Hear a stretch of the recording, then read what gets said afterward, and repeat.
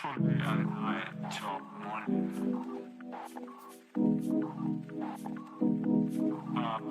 From the other night till morning. Yeah. From the other night till morning.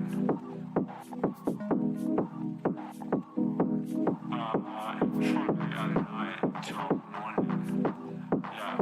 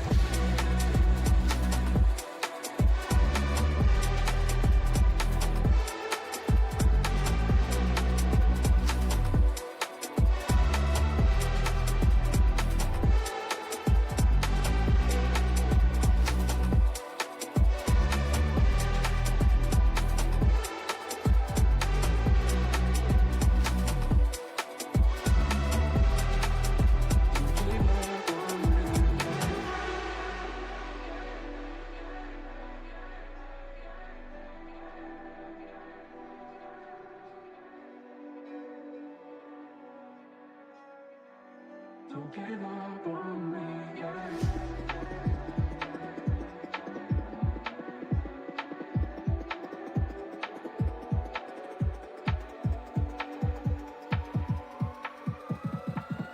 Don't give up on me, yeah.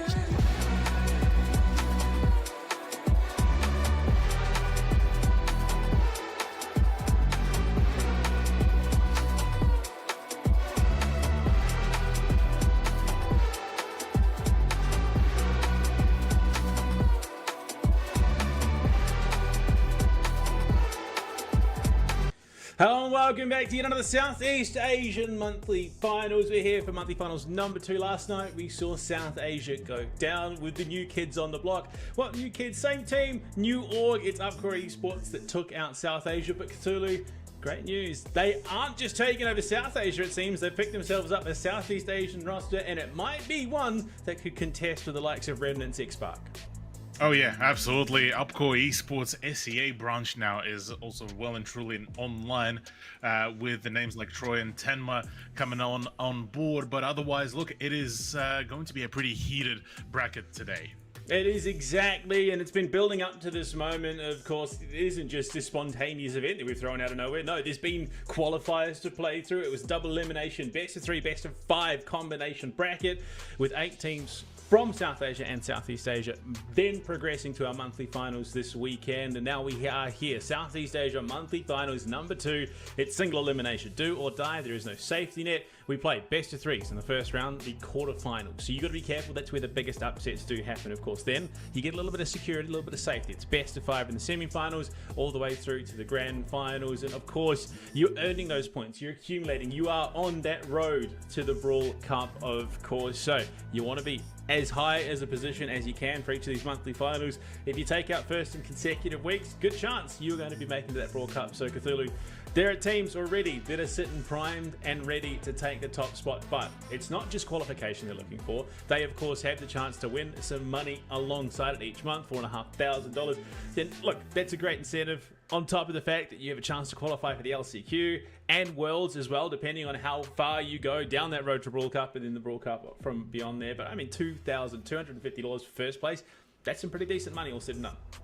Oh yeah, absolutely. A phenomenal amount of the incentive here for all the teams to really compete to try to get themselves right on top of that leaderboard. And I mean, we already had a pretty heated set of matchups last month as well, and a much more decisive, as a matter of fact, albeit the final, or rather the grand final, which was back then Revenant X-Spark versus Youngblood, did go the full length. Well, let's have a look at the bracket and see those that are returning and those that are coming in fresh. Of course, Remnant X-Spark, Chocolate Banana, Upcore Esports Southeast Asia Edition, their new Southeast Asian roster, go up against Vendetta in quarterfinal number 2. Massive question mark against KK in that third quarterfinal. And then, of course, Youngblood make it back, looking to run it back and go for a top 4 berth against MK Esports. Best of 3 format, pretty simple stuff. There is room for upsets. Obviously, best of 3, you have 2 bad games, you are out of the tournament, and that's where our top teams could find themselves in a bit of trouble. But the one team I'm not all that worried about is, of course, our first Revenant X-Spark coming in. They have been dominating Brawl Stars Esports in Southeast Asia, South Asia, APAC South as a whole. Even as an org, they have been dominating the competition. X9J, Response, and the man, the myth, the South Asian legend, now transitioned over to Southeast Asia. It's Sergeant. This guy is synonymous with Southeast Asian Brawl Stars.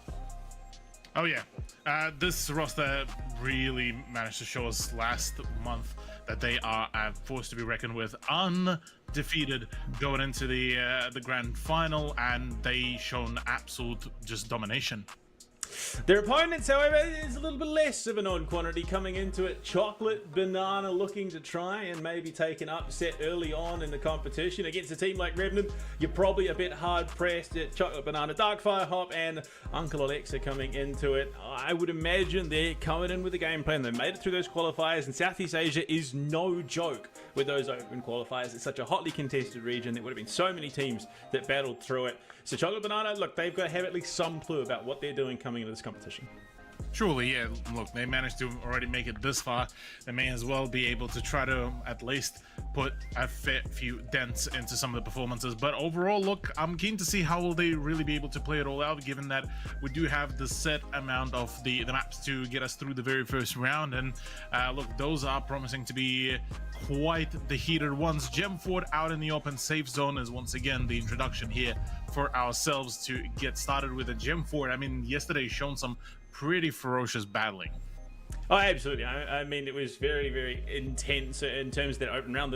I mean, we did not see a single map 3 in the quarterfinals for South Asia yesterday. It was just an absolute blowout across all 4 quarterfinals. This time round, though, I think there is potential for us to maybe see a map 3 or 4, but not even 4. Map 3 now, map 4, 5 going into the semifinals, which we really did struggle to see. But coming into it, going to the Gem Fort, the Gem Grab, there is a lot you can do with the draft. We do have confirmation Chocolate Banana have won the coin toss, so they will get that first pick, gives them a bit of security. But I mean, in terms of what we are going to be seeing pick to Cthulhu, there is one brawler that stands out above and beyond everyone else that we've seen so far: Carl. Carl seems to be the be-all and end-all coming out of South Asia. Do you reckon that translates into Southeast Asia as well? Oh yeah, I definitely think that Carl, being one of those brawlers that has seen quite a fair bit of the placement previously, even in Southeast Asia, does have a place to be. And I mean, with bands like this, this feels like a prime space, prime real estate for Carl to really go and try to take care of it. And I mean, overall, I'm looking at the bands from Chocolate Banana. Each and every one of them are very, very viable. The Mr. P, the Ollie, the Neeple ban all make sense, especially for a map like Gem Fort. Yeah, I mean, rounding out with an Anita as well, it makes a lot of sense given how powerful she can be in the Gem Grab. Just so much zoning potential coming out of her. So going into, yeah, I mean, look, the Carl is open. It's going to be again another very, very hotly contested brawler at the moment in Asia Pacific South, it would seem. So it is going to be taken away early by Chocolate Banana. Revenant now have the answer, and it depends on how they want to play this comp. We've seen a lot of Stew coming out, a lot of the Chester as well, which for the longest time was an Asia Pacific South special. They really I mean, just Asia Pacific as a whole, honestly. A lot of the Japanese teams really did love the Chester, so I mean, there is potential room for that to come out as well. For Revenant, I mean, the world is their oyster. So this is a team that can play everything and anything depending on what they're feeling on the day. They've got the support staff behind them as well, so these guys are going to be coming and include in whatever comp they're going to be running. They clearly believe it has the potential to win, and Ash has just been, I mean, an absolute menace on so many different maps in this competition. Oh, yeah. Even though really, you know, the second monthly finals, we've only had one monthly finals previously. Those little helpers, I mean, on top of the fact that you got the Rat Kings hypercharge there as well. As soon as those little rats get a little bit bigger, it becomes very scary. And that Amber as well. So already there's a huge amount of damage threat coming out of Revenant. Yeah, I was just about to say, yeah, Amber being introduced here is actually a big shift of the momentum, really. Whereas an Ash pick feels like more so like a safe choice, really, for when you want sort of pretty sturdy brawler, all things considered, with a good utility, good sort of momentum as well. So Amber being added up, look, I'm personally a fan of that choice, so I will be very closely looking out for how Revenant X Spark will be able to resolve this game of Gem Fort, because from here on out, look, they could even add somebody like a Poco. Well, never mind that. It's Darkfire's choice. Yeah, I mean, look, we saw how scary it was yesterday on that hot zone. It was just so scary in terms of just keeping. That was a Frank pairing that just kept. The Frank could not die in that matchup. Oh, yeah. Purely because of the. Oh no, sorry, it was a Hank. It was a Hank, not a Frank. Close. It was a Hank, same yeah. same end, but different start. So yeah, I mean, just the Hank was unkillable because of the sheer amount of killing. And Carl picked up for Chocolate Banana as well. So they really do get such a scary pairing out of that Carl Poco combo. Revenant, I mean, look, they've got the damage output to burn through all of those heals, but it does mean that they're going to have to try a little bit harder to finish off these individual brawlers. I think, again, you probably want some control. I mean, even potentially something along the lines of control support. Okay, so they're just going to lean into the assassin. So yeah, it is that more damage avenue. I said maybe there's room for support, more control, but no, you want to go all in that damage. You can't heal someone that's already dead, Cthulhu. It's a pretty simple rule. That is true. That is true. And with the ability of, or rather the positioning that Gem Fort does bring over as well, Shade actually would have quite a fair bit of ground to play around with whilst being unnoticed. So there's a few opportunities here and there. Unfortunately, though, for him is that is a bit of a lack of range, but nonetheless, this is a very exciting opportunity for both of the teams to really showcase their prowess here. I mean, the power of the super, being able to get through those walls, the incorporeal form means that Shade can get in the thick of things while his teammates. There's a lot of room for shenanigans. I'll say that very much so for Revenant coming into it. And as we jump into Gem 4, it's time to start off monthly final number 2 here for Southeast Asia. You can see Sarge is going to be working that left-hand lane, picking up the Shade. And it is just an all-in 3-man brawl through mid. This time, Chocolate Banana, Darkfire gets absolutely evaporated by the Shade. Sergeant in the back lines gets some great damage out, allows X9J to pick up the first 3 of those gems, 4 in fact, and this control, this threat presence alone is enough to set Revenant up in the leading front. Oh yeah, this is already a pretty unfortunate situation for man. The Ash does cop quite a fair bit of damage already off the back of the gadget from the Carl, but yeah, so far this is a phenomenal control coming out of Revenant X Spark, and yeah, perfect snowball play here to come on through. X9J as well as Amber still being able to also keep control of the gems is absolutely phenomenal, and the rest of the team sort of plays almost around him. Yeah, I mean, the Shade, the Poco, you can see what it's trying to do. It's trying to keep those hefty units alive, and then Shade just comes in and completely he literally just two-shots it. That is the power of the assassin into the back line. That's the big counter to a support is an assassin. You just evaporate them before they have a chance to do anything, and it's no longer an issue. They can't heal anyone. You can't heal someone that's dead already. You can't heal someone if you're dead as well, and you can see that's worked out phenomenally for Red. But Sergeant on the Shade has gone to absolute town on the back of it. The Rat King does get dropped a bit wasteful there, but look, hey, if nothing else, star points to close out the first round of the set. Revenant take the first. They look clean doing it. They look darn clean doing it. I mean, Sergeant completely nullified Poco. You could not keep your Carl alive to save anyone or do anything. And the Amber, of course, locking down the mid lane. So much damage, pivoting between both left and left and right lanes, just contributing to everything. Yeah, look, I think Revenant have drafted is pretty phenomenal.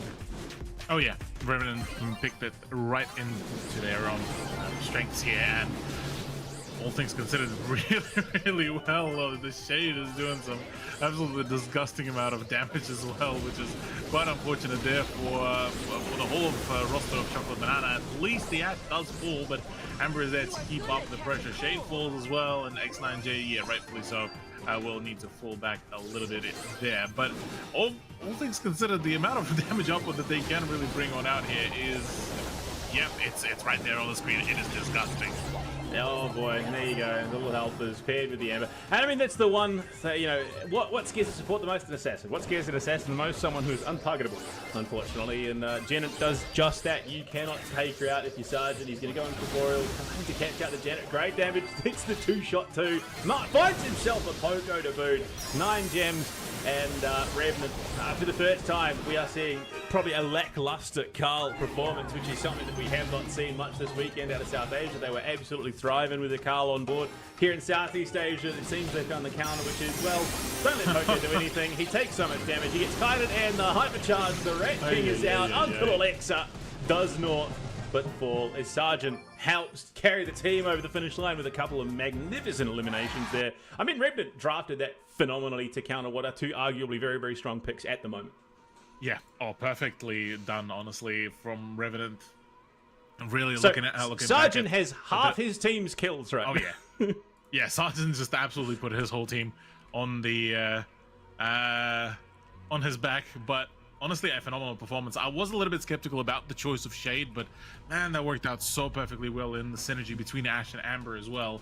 And yeah, Revenant and X-Spark exactly knew the game plan. They knew their own win conditions and managed to really just push it into the full throttle win, really, where Chocolate Banana unfortunately couldn't really muster up really anything. They managed to get a couple kills here and there, but not really much of a control, and not being able to contain Shade or, for that matter, Ash just meant that it was a very, very rough turnaround.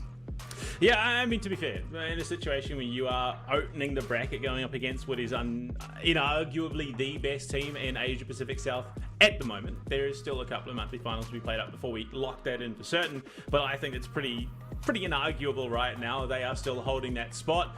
Going into map 2 though, Revenant win the coin toss, so they're going to get the opening pick. To be fair, it doesn't seem like it is the biggest of issues for them. They clearly draft around what were traditionally very, very strong picks that Chocolate Banana were almost freely given, if we're being honest. And they said, look, we're just going to play our game. We know how to counter what you're trying to do. We're going to do it. We're going to win. And they did just that. Exactly that. Look, now with the gem fort being all done and dusted, out in the open is the next sort of choice. And look, if we were questioning any sort of survivability for Chocolate Banana in what is technically a respawn game mode, for Knockout, that is going to be an even more of a rougher time, really. And Chocolate Banana will need to really muster up all of their might, try to just survive all the onslaught that will be coming on through. Because, yeah, look, even just in drafting phase, Revenant Spark winning out against Chocolate Banana is already quite a flex and a half. Oh, I mean, look, they knew exactly what the game plan was from start to finish, and they executed it pretty perfectly. Hank, Kit, and Pearl banned out. We saw Pearl being an absolute menace on the Knockout yesterday. It's countered by an Ollie, a Broca, and an Angelo. Eve being the first pick. She's made her way into the competition this monthly finals for South Asia. It's making its way into Southeast Asia as well, looking very, very strong as a brawler at the moment in terms of what she offers. Chocolate Banana, I mean, they've got something along the lines of a Carl open up once again. To be fair, we didn't see much of the Carl in the Knockout. It was more along the lines of a Stew. We saw a couple of melodies. We saw the Pearl, which unfortunately has been banned out this time around. So it's going to be interesting to see. I mean, we saw the Sprout. We saw Mr. P was pretty prevalent as well in the Knockout. There are a number of options that are pretty strong that are still going to be available to them. Yeah.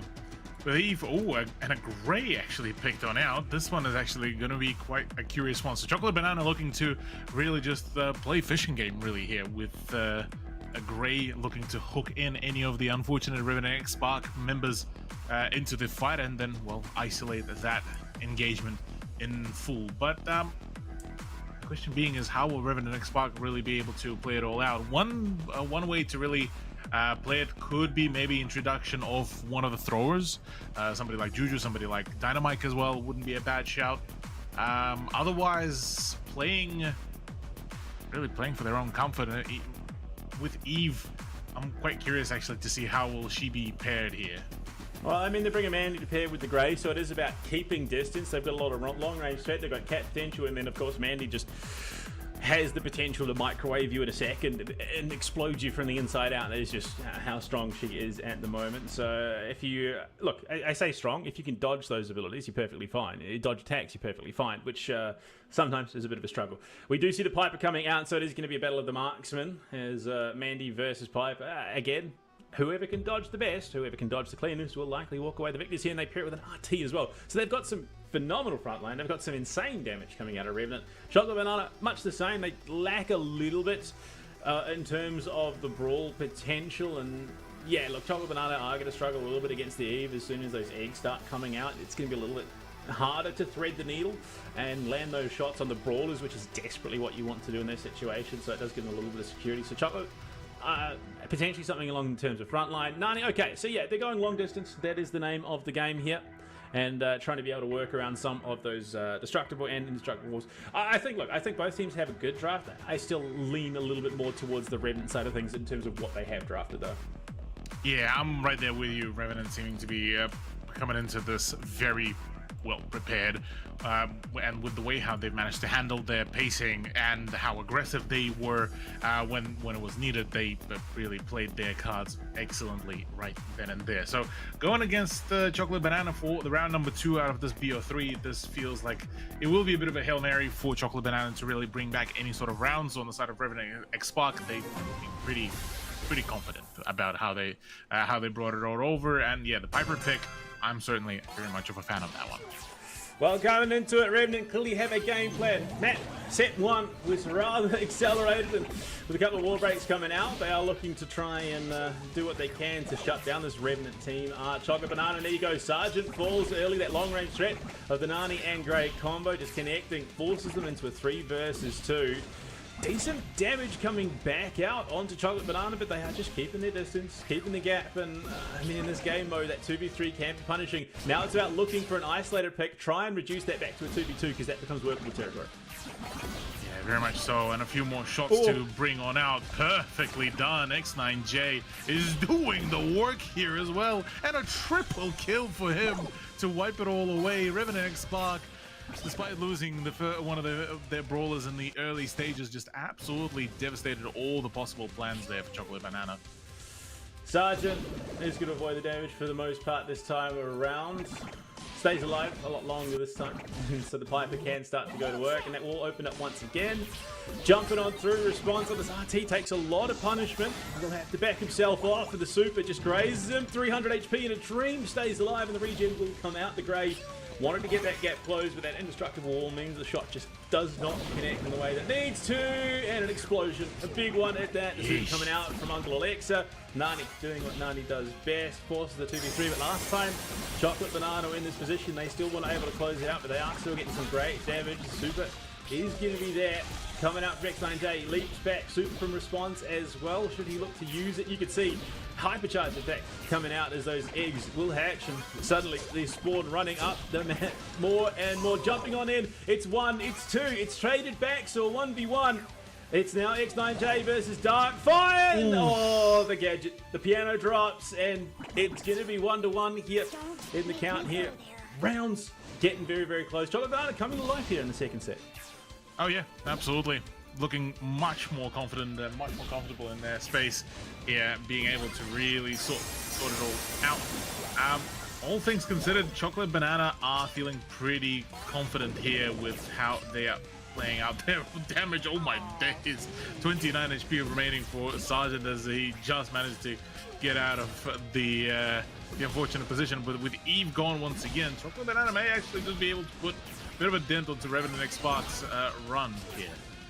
I mean, right now, Darkfire really is putting the slap and slapstick comedy. Big snipe there from Responsive Sergeant. The Piper's still alive, pumping out the damage at range. Is going to be a problem. Has the super, so should Darkfire look to reposition and take that port. He's got the hypercharge as well, so if he jumps forward, there is real potential that Sergeant just jumps away. Hypercharge, they pick up the Mandy, jumps in aggressively, knocks Darkfire back. He's still alive for only a moment. 300 HP and a dream. And Mama said, knock you out. That's exactly what Revenant do. They take the first round here. Perfectly done. Yeah, look, once again, it's the prowess from them. I don't think in this sort of scenario, if we look back at South Asia, we would have gotten to see that much flexibility with the player disadvantage. But the way how Revenant Spark make it happen is just, look, it feels like pure magic. Yeah, I mean, look, this is a team that you can never afford to count out because they are just that capable at all times. Down into 3v2, they didn't force it to a 1v1. I mean, so many of these knockout rounds became so close. I mean, even the one that they did lose really could have gone either way by the end of it. With Revenant pulling it out there, they forced themselves up on map and series advantage.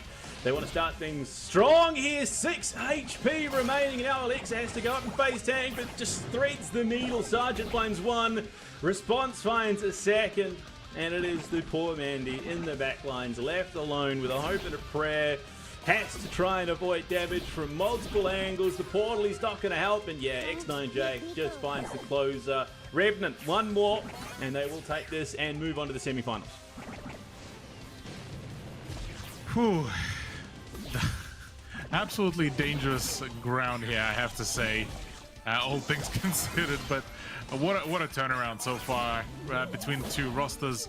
Has been so far an absolute pleasure, though, watching how Revenant Spark really pace themselves. Already Darkfire, unfortunately, meets his own demise. And yeah, look, for Chocolate Banana, just one more death, and that is it. That is their run done and dusted, and a bit of a rough gig to start off with. As yeah, look, and it is unfortunately for them. It was them to face the big, the mean, the Revenant X Spark roster, and well, for the time being, they'll have to bow out. A consolation prize there for Hop, unfortunately, at the end. I mean, look, for the most part, Revenant looked pretty nonplussed, which, to be fair, given their matchup, look, I'm not that surprised. They weren't easily the favorite team coming in. I have to say, Chocolate Banana did give rather impressively in the first round. Both maps, both sets, actually, they put up a bit of a showing. Unfortunately, they could not sustain that, and it really just sort of fell off a cliff towards the end. So, look, I want to see more of them. I'm keen to see what they can do going into the next monthly finals. But for Revenant, they're into the semi-finals. We now need to turn our attention to our next quarterfinal, of course. We've got Upcore Esports, Southeast Asia coming in. The other branch branch of that tree being Upcore Esports and Vendetta. We saw them in last month's monthly finals. They came in a little bit known, a little bit less known. They clearly had someone in the background support staff, it seemed, and they did reasonably well. Unfortunately, they just could not progress further in the bracket. But the first team in this matchup, Upcore Esports Southeast Asia Edition, are going to be looking to follow in the steps of their South Asian partners, Troy, Celestial, and Secondary. Their org coming hot off the back of the win in South Asia, taking that top spot yet again. These guys have a lot to prove following that performance. Absolutely. I am looking forward for the roster of Upcore Esports, and we just actually got notified that Secondary is actually going to be out. It's Tenma in, so I'm actually quite keen to see how will that player really be able to perform for the roster of Upcore Esports. And I mean, looking at the track record as well, bounced around quite a fair few rosters, but for the most of it in the 2024, it has been actually a pretty decent turnaround, including a first place in Blitz X UE tournament for Tenma.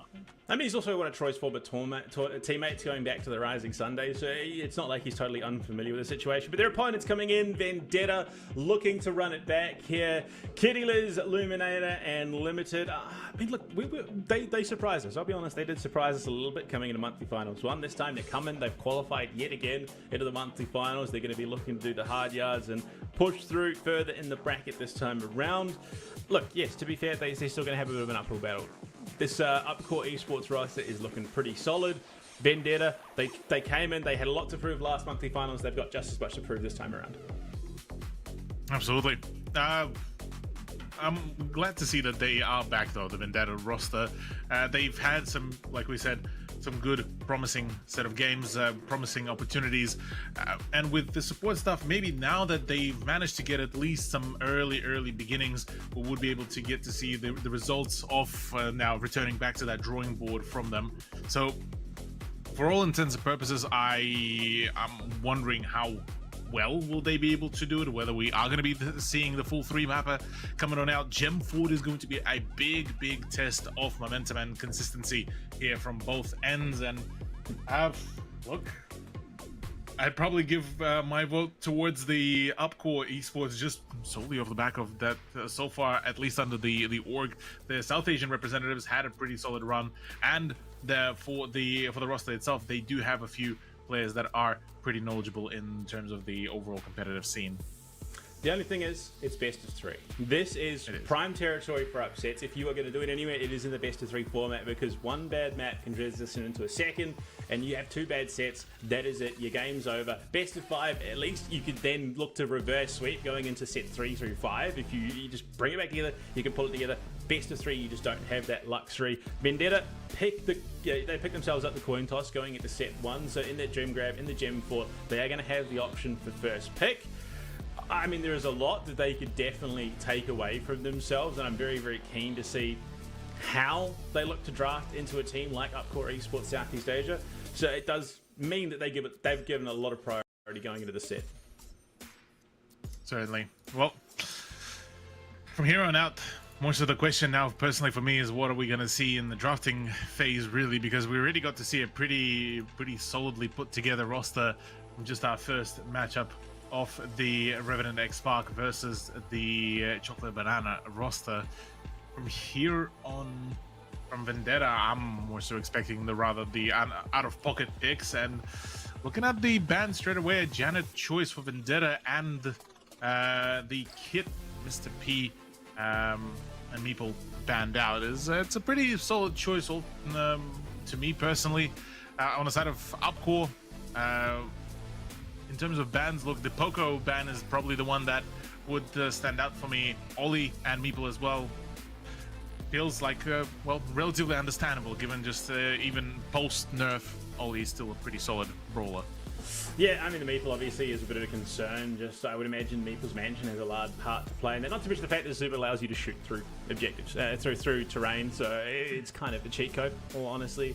But, I mean, coming into it, Carl is going to be the first pick off the back of the Janet for Upcore. I think, again, it's just that strong in the meta at the moment. It is a pretty safe pick. It's a pretty solid pick. Yes, it did lose out in our last series, but I think that's less so speaking about the brawler itself than it is compared to the people playing it more than anything. And coming into this first set, gem grab, gem fort, I think the Carl can do a lot. We've seen the heat ejector gadget as well, utilized quite effectively compared to the flying hook, means that there's just that much more damage output. We've seen so many people die to the burn than compared to it being utilized to jump in, grab the first gem or the blue star as it usually was used in terms of that secondary gadget. So I think, yeah, you build around this Carl, you've got a lot that you can do.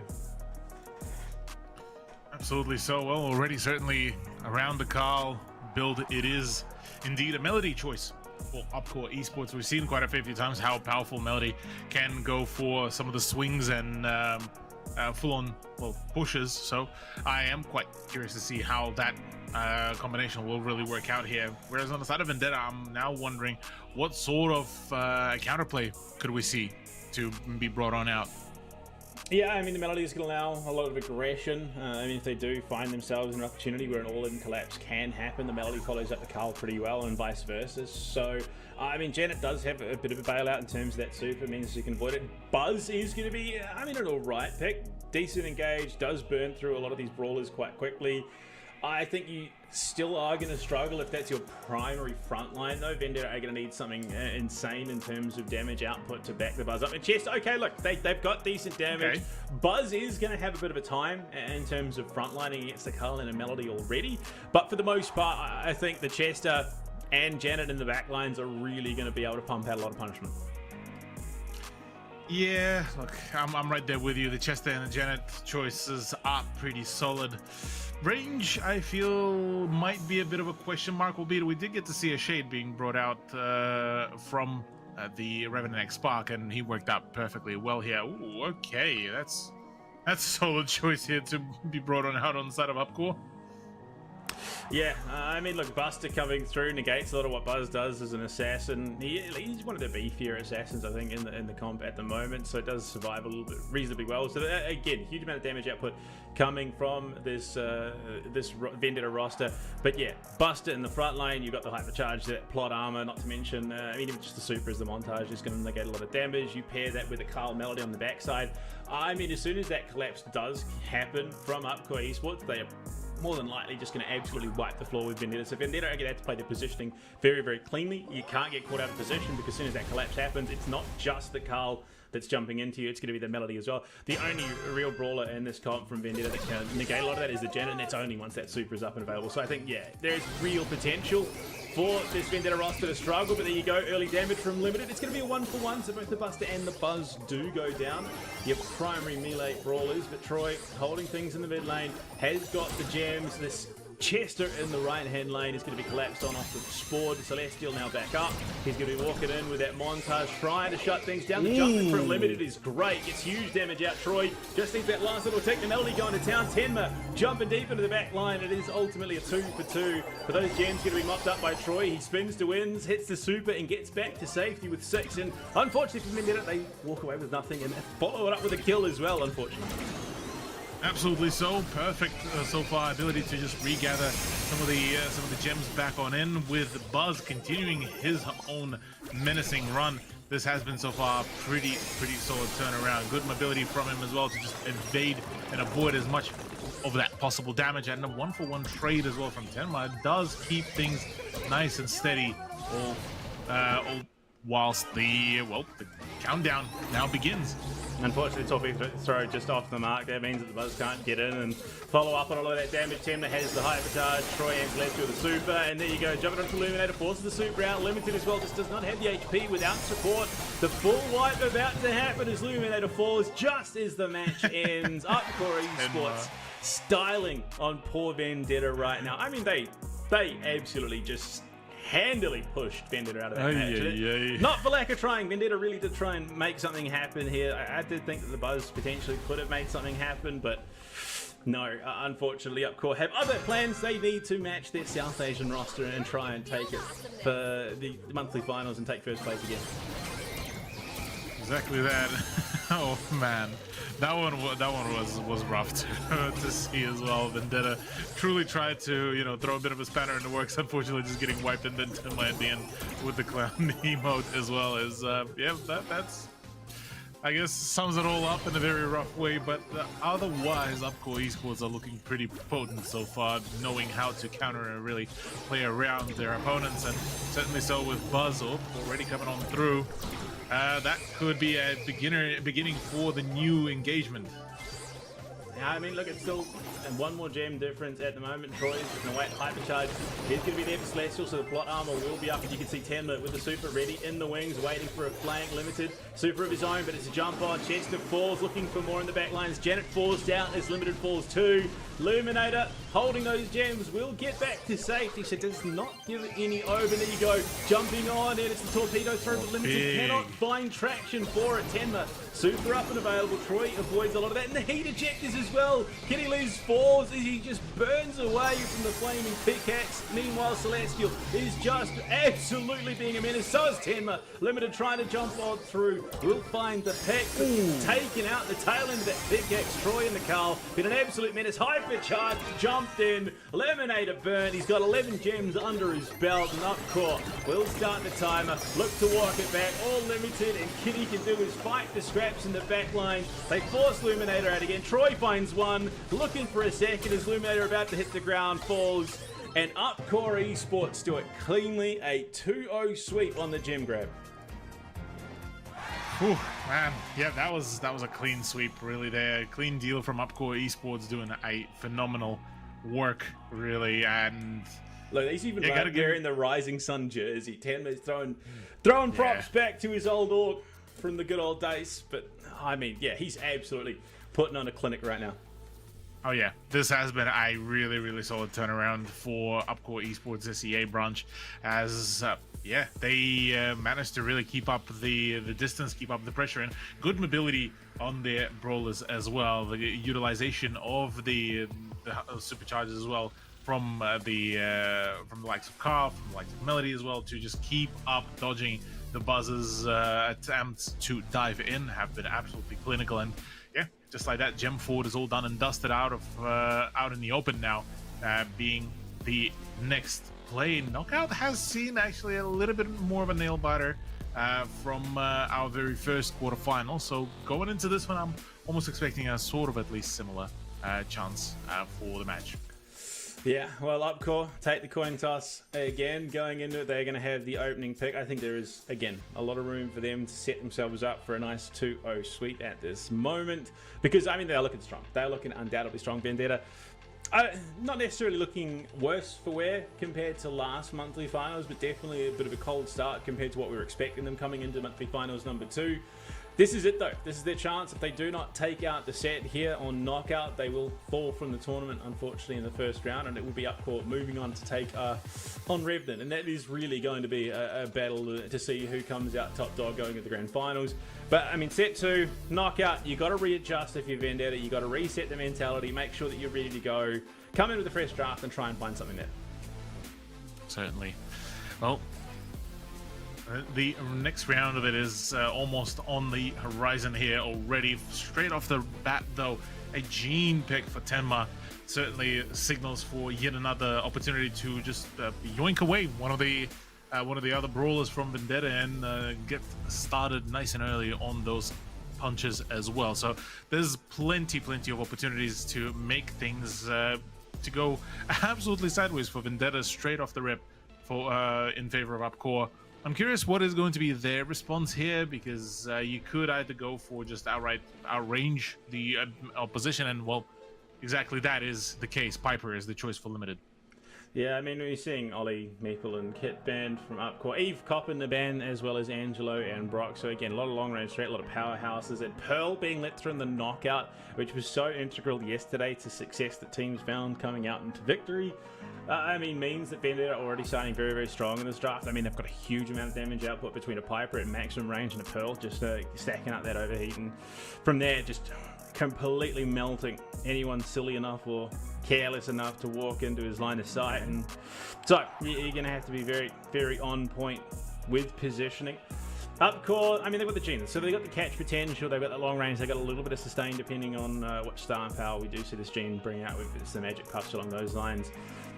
Upcore, I mean, you didn't want some burst to follow up. Gene does decent damage at range. You kind of want a finisher. So I'm expecting, again, yeah, something like an RT. Huge damage output, pretty decent half. Very, very well-rounded brawler at the moment. Oh yeah, this would be a really solid solid time to bring on out RT in the combination with Gene as well. This I'm very much looking forward to what we could see. Maybe even an Eve choice here wouldn't be a bad shout for Upcore Esports. Otherwise, I'm thinking about it. Well, Eve being banned out, what will be the next best choice here, really? I mean, it would have been Angelo, someone that can, again, hover over true. water lava. But Grey covered it. So not only have they brought the Gene, they've brought the Grey as well. So there is a huge amount of mollywomp potential coming out of Upcore Esports. If someone gets caught, they get caught really hard. Not to mention the fact they've got the engage. That super coming out from Grey means that you can just sort of jump in aggressively into Vendetta if you find yourself an early pick. So Vendetta now need an answer. I mean, to be fair, they've got the damage return to make this a bit of an uncomfortable situation for Upcore. It's how do you round out the draft? Something with a little bit of control, maybe some sustain. Lockdown even could be an option. I think there is plenty of arguments to be made, maybe even just some bulk to try and deny any of that cap potential. Mr. P, so it is going to be, again, doubling down damage, a little bit of security in terms of the range of that damage output, not to mention a decent amount of chip in the kit as well. So I think realistically, again, it's a pretty well answered draft for Vendetta, but if things spiral out of control even just a little bit for them, Upcore hit the accelerator and they really ramp it up, and it goes from bad to worse in a moment. Oh yeah, there's certainly a very, very large pain point that could really come on through here for Vendetta if they're not too careful. Again, like we highlighted, best of 3 is the perfect opportunity for the upsets, but also is the quickest way out of the bracket as well here. And with 1 point already missing, knockout is looking to be a pretty deadly venture here. Absolutely. Piano drop to break the wall for Tenma. He's going to give himself a little bit more of a direct avenue towards the middle of the map. Those finger pistols. He's going to be going to work the silent actor himself. The Tenma takes a big damage, just slots himself away, and yeah, just the power of healing that this Gene does bring means that they can be a little bit happier, a little bit healthier. You can see Vendetta have given themselves a decent amount of rig work with Illuminator. Takes some big damage, will be forced back for the moment. So far, it's been a reasonably even trade. Yeah, to say Upcore are really avoiding all of this damage, and there you go. Unfortunately, you can't go over the lava unless you got that super if you're a Piper, and as a result, falls first in a pretty major disadvantage for Vendetta to find themselves. Yeah, not the best start to the knockout stage, already getting losing out on one of the big long-range damage dealers. And yeah, Kiddilis unfortunately won't really get much of the opportunity to really play it all out. The gas comes on through, and well, the denial for the super is also there. Tenma will be the one technically to get the finishing touch here, but yeah, for Vendetta, not the best start, but on the side of Upcore Esports, they are doing a pretty solid job at just gauging that range really, really well. So only the one hook coming out, obviously no walking cane, it's going to be the grand piano instead for Tenma, but with that super committed there, unfortunately for Troy, he's not found the traction that he was looking for. You see Grand Piano tucked in behind Lumi, but it's a great snipe shot from Limited. He does have the hypercharge up and available. You can see Luminator that let that steam out is up as well. Tenma has the hypercharge. What can he do with another dimension? They need to find something, but yeah, I think he's just going to play his life here, hold the hypercharge, going into the next, and can see that, yeah, they've done reasonably well in the second, look to take it out in the third, win that tiebreaker. Given, yeah, one hypercharge, one super up and available. I'm sure Troy's not that far off his super as well. He was able to get it online pretty quickly for second.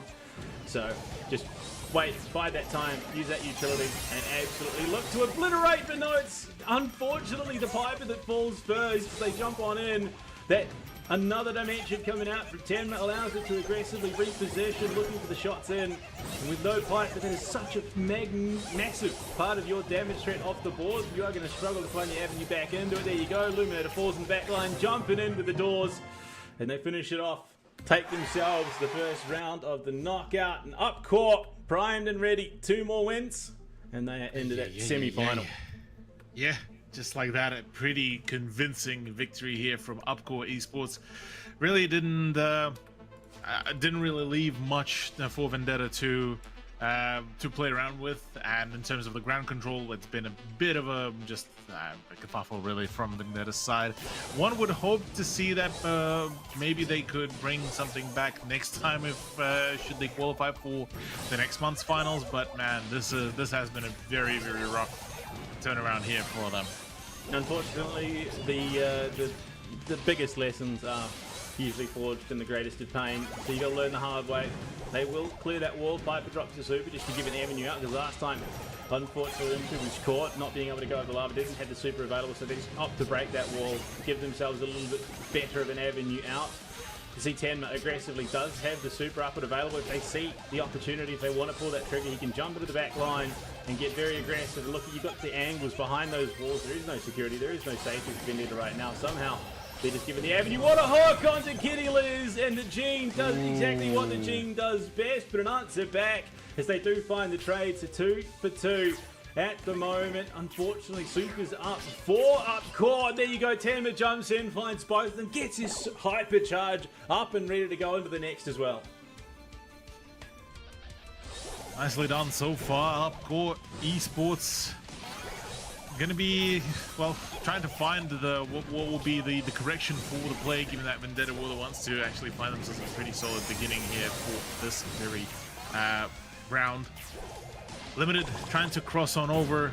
The Piper will be forced to really fall back as there's not that much coverage from the rest of the team. Illuminator taking quite a fair bit of damage, and Tenma actually falls first, so it's all down to Upcourt to try to duo it up and try to isolate maybe one of the matches, but Vendetta full well understanding that that is going to be the end of them if should they allow this to happen.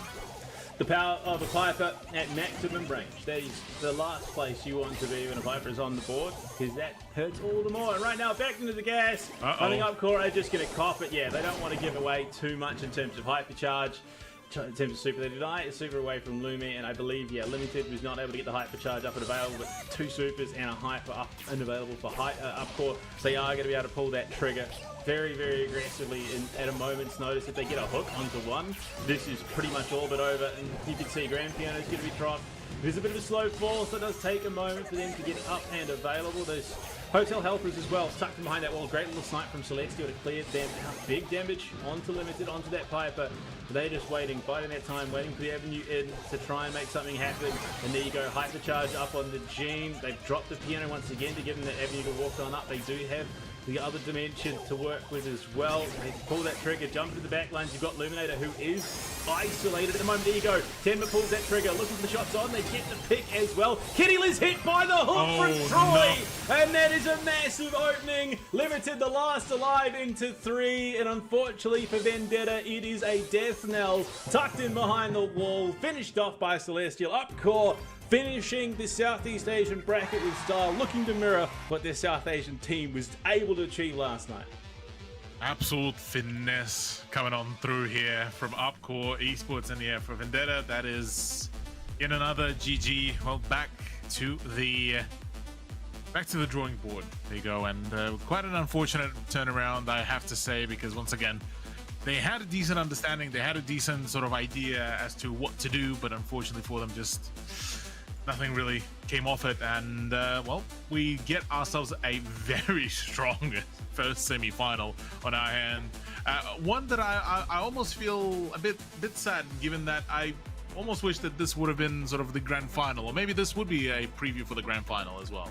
Well, look, there are 2 pretty basic ingredients when it comes to, you know, creating diamonds. Pressure and heat. And Upcore find themselves up against probably the greatest pressure and the highest of heats in their semi-final match against Redmond. If they can pull up an upset there, they definitely could prove themselves as the one of the top contenders coming out of Southeast Asia. But right now, it's time for a quick break. On the other side, we head to the bottom half of the bracket for quarterfinals 3 and 4. We'll see you guys soon.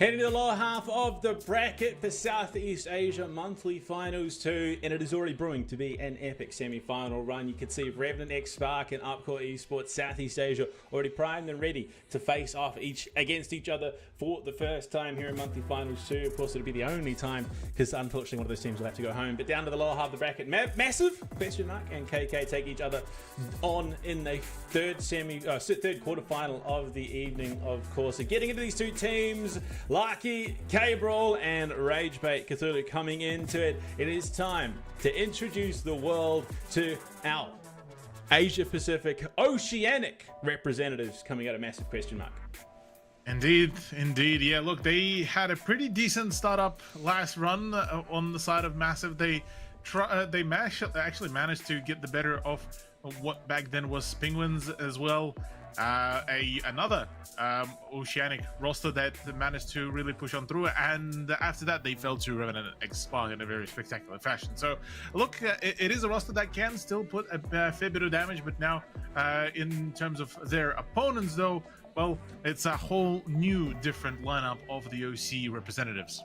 Yeah, it is an all Oceanic derby as we head to their opponents for this match. KK coming into it looking to try and prove that they are the best Oceanic team to do it here in the Brawl Stars Road to Brawl Cup. Zyro, Pega, and Sam also coming out of Oceania. They're looking to try and take the Massive question mark team down and prove that they are the only Oceanic hope in this competition. So it is going to be interesting. Both teams will be probably suffering is the best word for, you know, in terms of ping difference when they're playing from Australia. We'll be suffering at the same level when it comes to that in this matchup. So playing on equal footing, it should be a very, very interesting match to see. Again, it's an Oceanic meta, I suppose, given that, you know, that we don't often see this matchup played out in Brawl Stars internationally. Not at all, yeah. We get back-to-back, you could say, OC derbies happening from one month to another.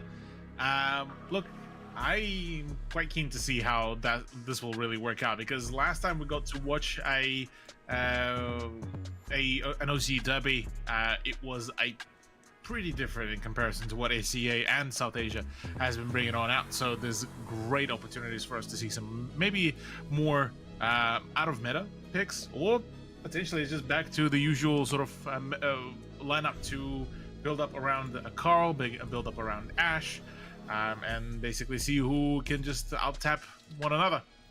I mean, that's exactly it. Coming in and KK winning the coin toss into this matchup, into the gem fort, into the gem grab. They're going to have that first pick, and really could be quite impactful for these two teams. You'd imagine they're reasonably familiar with each other. It is a pretty close-knit community from what I understand, Oceanic Brawl Stars, because it is so condensed, so limited. Going into it, we can see Rico, a Ollie, and a Carl band out. So no Carl, but it's answered with an Ollie and a Carl mirror band, and then a Tara. Yeah, the Tara band feels a bit of an interesting one, albeit, mind you, we did get to see a bit of a buff to Tara as well, so wouldn't be surprised that that could be yet again the reason why we get to see her banned out, seeing as she did get to have her supercharge rate buffed up from 11 attacks to 10 attacks. Overall, just as the brawler as well, she can do quite a fair bit of damage and quite a fair bit of the information gathering as well. So understandable why she would be out. And now I'm curious really how, or rather what will be the build now that the Carl is out of the equation.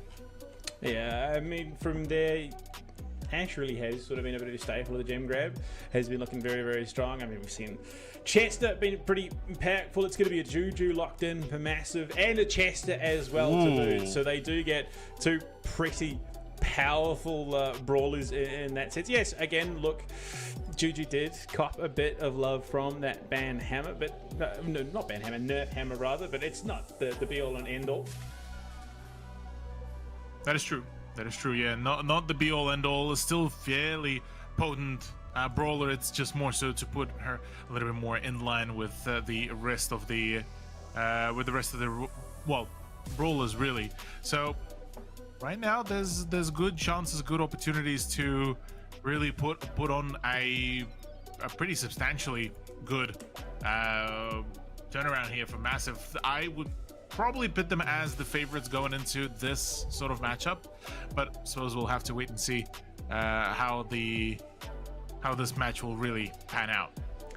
Yeah, of course, and it seems that there are, I would imagine, some minor issues going with the draft, because Massive should not have been able to draft 2 brawlers in a row. So KK have... So Mr. P and Janet are the openers for KK. We've had confirmation there, which, to be fair, again, reasonably strong in response to a Chester and a Juju as well. I'm pretty much seeing stock standard stuff from what we have on Gem for Gem Grab this weekend as a whole. Yeah, it definitely feels like it is pretty stock standard to be bringing it on out this sort of a comp lineup. Mr. P does feel like a pretty solid choice, and yeah, Janet has been very much of a staple pick.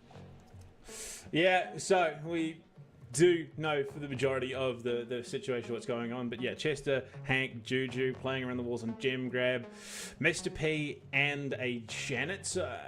They, I think, honestly probably need a little bit of wall break if they want to deny that Hank more than anything. So you'd imagine that's the route they've gone with their final pick on this comp, but we will just have to wait, find out and see alongside everyone else. So getting into it, Amber. Okay, so there it is, just no real wall break. So I mean, damage, yes, damage galore coming out of this KK roster, but Massive, Hank is going to be an ever-present threat. They don't really have the greatest answers to it.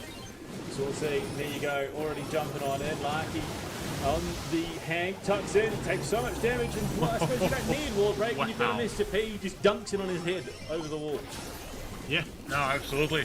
Mr. P will do quite a fair bit of damage here, and this is, I think, where Massive will need to be very, very cautious how they really approaching their Hank, because the range is certainly there to just burst him down even before he makes it close with his bubble. As part of that, KK actually doing really comfortably well here, just pushing out of the comfort zone here for all the players. And Larky as well is just struggling to find any sort of traction with the Hank, and it's just not the best case scenario. Though I say this, Mr. P is gone.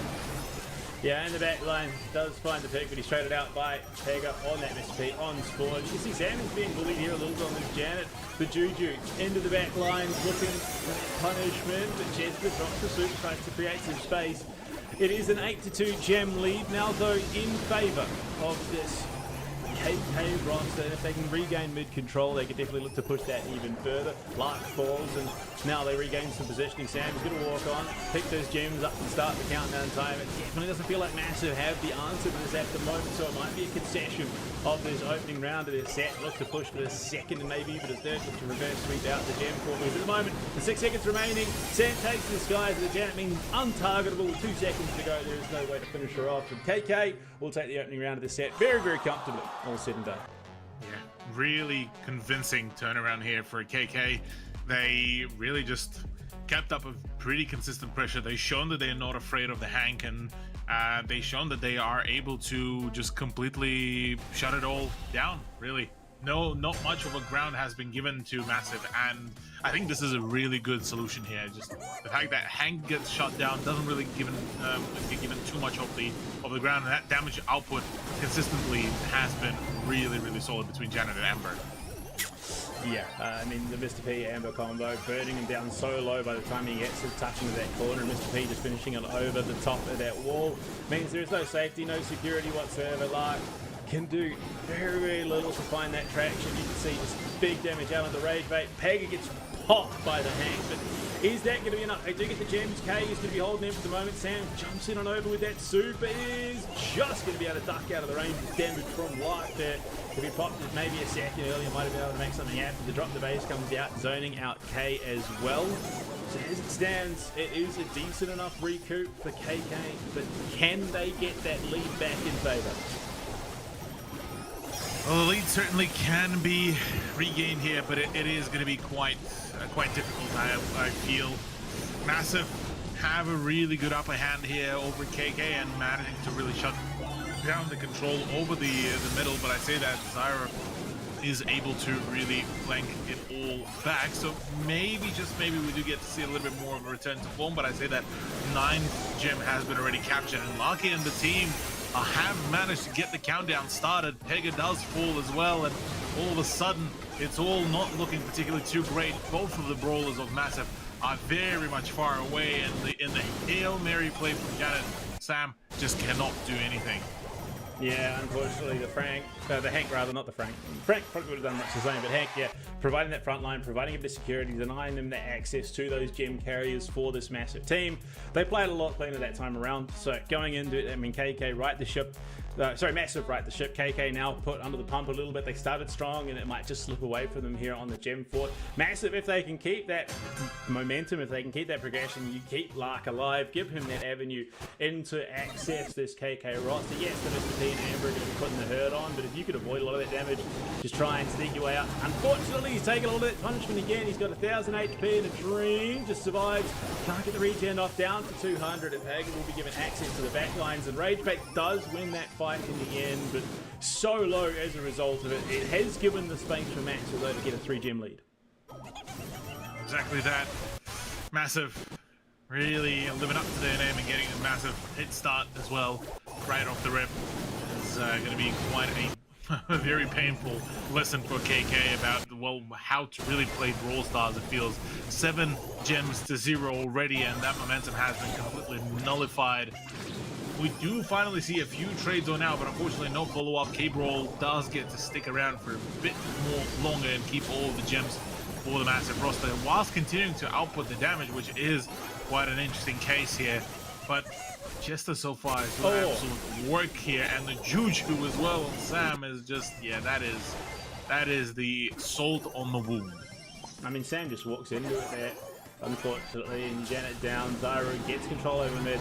Lark pushes up aggressively, looking for the pop there, but Janet takes this guy. Sam can avoid a lot of that, and they might just be able to finish off the Hank here, but turns, burns, looking for the shots. Lark will survive, tucked in behind that wall. Zyro, though, meanwhile, keeping that control over the mine, and will keep those gems up. The little help is coming out, streaking across the screen, trying to dish out punishment where they can. They've done a great job of trying to zone this Chester off. They will finish down Lark. K now in a bit of trouble as he's going to be taking huge punishment, finished off, and that is 8 gems on the ground, all snapped up by KK. Ragebait falls as well. Lark left with nothing to do but watch as his team crumbles around him. Unfortunately, with 10 seconds on the clock, there is not but impotent rage filling Massive. They looked like they were on for the reverse sweep here at the gem grab, but it has just slipped away from them. Yeesh. Rough gig here for Massive as an utter defeat is on the board here. KK doing a phenomenal job here as one of the 2 OC representatives.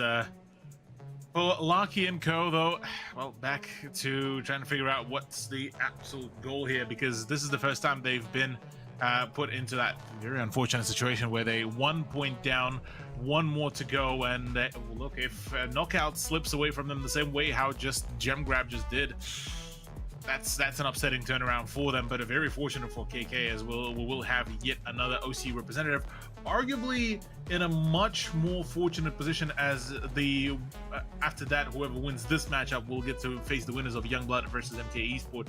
And Youngblood, whilst being a very potent team themselves, are slightly less scary than what Revenant X Spark do bring. Alright, look, that's yet to be seen. Now, it does look like, for the Massive question mark guys, 2 of them are in the same room. So technically, would that make it that Massive question mark have a gaming house? Like they technically have a team house now that they're playing in the same room? Look, one of the first esports team houses I think O's has seen in a good 6-7 years. So it's good to see that the infrastructure is coming back for Oceanic Esports. Massive question mark now going to be one of the big orgs taken over the scene in Oceanic Brawl Stars, which to be fair isn't going to be the biggest challenges for them. But yeah, they take map 1, the set 1 going very, I think, look, yeah, it was a bit of a hiccup there, but they do right the ship. They reverse sweep it out on the gem grab. Now they look to go into the knockout. They clearly had an idea of what they wanted to do. Some of those big picks were banned out, so they pivot, go for something a little bit cleaner. Now realistically, they have every chance to close this one out. KK proved that they can battle it out. I think the onus definitely is on them to try and push it to a decider. Oh yeah, absolutely. KK have the perfect momentum here to really shut it all down and wrap up the match before it spirals out of their own control.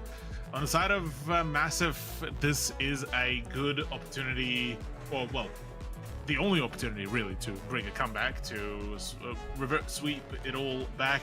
First time in a while that we could possibly see as well a reverse sweep, and should we need to, the heist, the safe zone is one of those maps that will be very much going for a heavy high DPS check. And Massive have picked up the coin toss as well, so they're going to be able to take away the first brawler in this draft. Again, going to be utilized, I think, pretty impactfully. That Juju wasn't, I mean, it wasn't the make or break in that comp, definitely by any stretch of the imagination. It was pretty integral to a couple of those key moments where they were able to transition control and tempo of the map into their favor. So I definitely think they've got an idea of how they want to draft this comp out. They did round it out very strongly with a Chester and Hank. So they got beef frontline, they got damage. Coming into the knockout, I mean, we've seen a lot of priority over high damage dealers. We are going to see Byron, Kit, Angelo banned out. It's going to be a mirror match ban from the Angelo as well. RT and Brock as a response. So high damage, high threat, long range threat as well taken out, plus the sustained and assassin capabilities of a Kit. I do rate it some very strong picks in the meta at the moment. Byron, I wouldn't say the strongest, but definitely can contribute a lot to a team in terms of sustain and range damage threats. So Massive going to use that first pick of the coin toss, get themselves a Piper. Yeah, I like that Piper pick a lot, really, with what she can really bring on over with the amount of damage and the ability to escape as well. Has been a pretty solid one. I'm right there with you as well on the Byron choice for the ban, but maybe Massive have some sort of knowledge more than we do, but at this case, yeah, it feels like more so of a targeted ban, if anything. On the side of KK, look, maybe a Bell choice as the response here, but otherwise some sort of a dive comp wouldn't be a bad shout as well. Yeah, I mean, the usual suspects I'm seeing left up are Eve, of course, the Pearl as well, being still available in the comp. Something along the lines of a Gene, but we already see that Eve is available, has that bailout in terms of gadgets, can just sort of hop away from danger if need be. Yeah, I'm looking for one of those big damage threats. RT's banned out, Brock's banned out, Angelo's banned out. You're probably looking along something along the lines of the Bell, maybe opt into Mr. P, but again, I don't think Mr. P is sort of the coverall that you're looking for into this comp. Yeah, Mr. P feels like it wouldn't be exactly the best choice for any of those picks. I would probably look at something across the lines of, a Jean is not a bad shout as well. Yeah, Jean or a dark, sorry, not a dark, Jean or a gray will be a good choice, and certainly so Sam does elect to go for Jean to bring on out. On the side of Massive now comes the question of who are they going to pick as the, I suppose the proverbial tank and another DPS, assuming that something across the lines of maybe an Ashe to be brought on in. We've seen some Pearl picks too, so there's still quite a lot of avenues to open it up here. Yeah, that's exactly it. I mean, Eve, pretty decent counter. Yeah, the Pearl is going to pick up. So Massive definitely doubling down on damage. Pearl and Piper, they go on the 2Ps, maybe even a 3P if we can. And it's going to be Juju. It's not quite PB and J. We'll see just how well that works. I definitely think they lack a little bit in terms of frontline. If whoever gets caught is more than likely just going to be exploited unless Piper has the super. There is potentially for that bailout, maybe even an Elementalist to come out from the Juju to stealth away depending on positioning. It is going to be a pretty close affair, I think, for the Juju. Coming into it, KK, how do they round this out? Again, you're probably looking for a little bit more damage, if I'm being honest. So you probably want something along the lines of a Bell, something that can contribute quite heavily at range. I mean, yeah, Mr. P, there is arguments to be made for that. I mean, realistically, yeah, okay, a Squeak. So yeah, damage threat at range, zone control as well. So Squeak, not a terrible pick, but well, I'm not going to say it's the best one, but it's seen a lot of success this weekend for sure. Oh yeah, certainly. I'm keen to see how this sort of new pace will really kickstart the run for both of these rosters. KK certainly at a precipice of eliminating their opponents and just shut it all down with every possible way. For Massive, it is now a call to arms, a need to bring it back in every possible way. Now wondering really how can they really get their own game running, but look, the time is high, and well, the brawl is on now. Yeah. And coming into it, quarterfinal number 3, the Oceanic Derby here. Massive and KK going at it, hammer and tongs, to see who can walk away the superior Oceanic team right now. As it stands, Massive have been putting on a hell of a show. They're looking very, very solid coming into the knockout. Positioning wise, there's a lot that could get very, very quickly go wrong for this Massive team. Absolutely. Things could go sideways in every possible way here. Massive needs to be very careful about how they really play it all out. Ping as well, I believe, won't be too particularly ideal.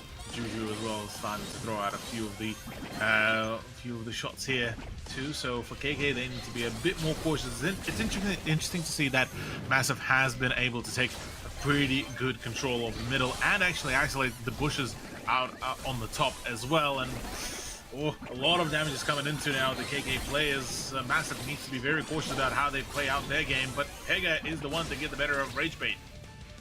Yeah, unfortunately, just so many blinking health bars. You can't really do much the best in that situation if you find yourself outnumbered. You know you can't win. Just an eye supercharge or hypercharge away from the other team. And they do as well as they can. They actually get themselves up 2 supers of their own, not giving those over to Massive. So going into this, they could potentially pivot and force us into a third for the knockout. It's not a bad strategy. It's quite common, in fact. So as it stands, you're looking for that damage output. If Lark can connect on someone, they will find themselves potentially a big opening, because that Piper damage is so scary at range.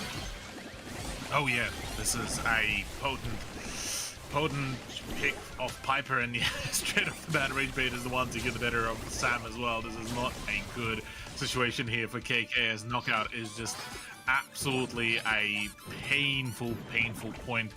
Without really much of a return on the investment here for KK, Massive are certainly bringing it all back. Yeah, and you look at it, Piper jumps in with a hypercharge, cops it from Zyro, supers up as well for the squeak. Vega in a bit of trouble, but drops the eggs, trying to create some openings. K has so much HP and shield to work with Zyro. Not going to be able to do much, just sticks in the gas, and Massive will find themselves the opening round of the set. Going into it, I mean, look, there is potential for them to really absolutely stick into this Massive roster. Oh yeah, no, absolutely. KK so far showing us some pretty decent plays here and there, but on the side of Massive, yeah, look, they've tried their best, but unfortunately for them, their best was just not at all enough. Still a few more opportunities to bring it all back. One more 2 set of rounds to win, and Massive will be able to even out the scoreline. But otherwise, KK still in the clear for now. Yeah, a bit of a misplay on the Piper Super. I think the intention was to open that wall, but they weren't able to achieve that, and all they really did was clear out some of the grass, so now Larky doesn't have the security to play from lines of sight. So off the back of it, KK find themselves a bit under the pump. It looks like we might get our first set 3 of the quarterfinals between both South Asia and Southeast Asia, depending on how this knockout, of course, does go. With KK being up a map advantage, the onus is on Massive to try and force something here.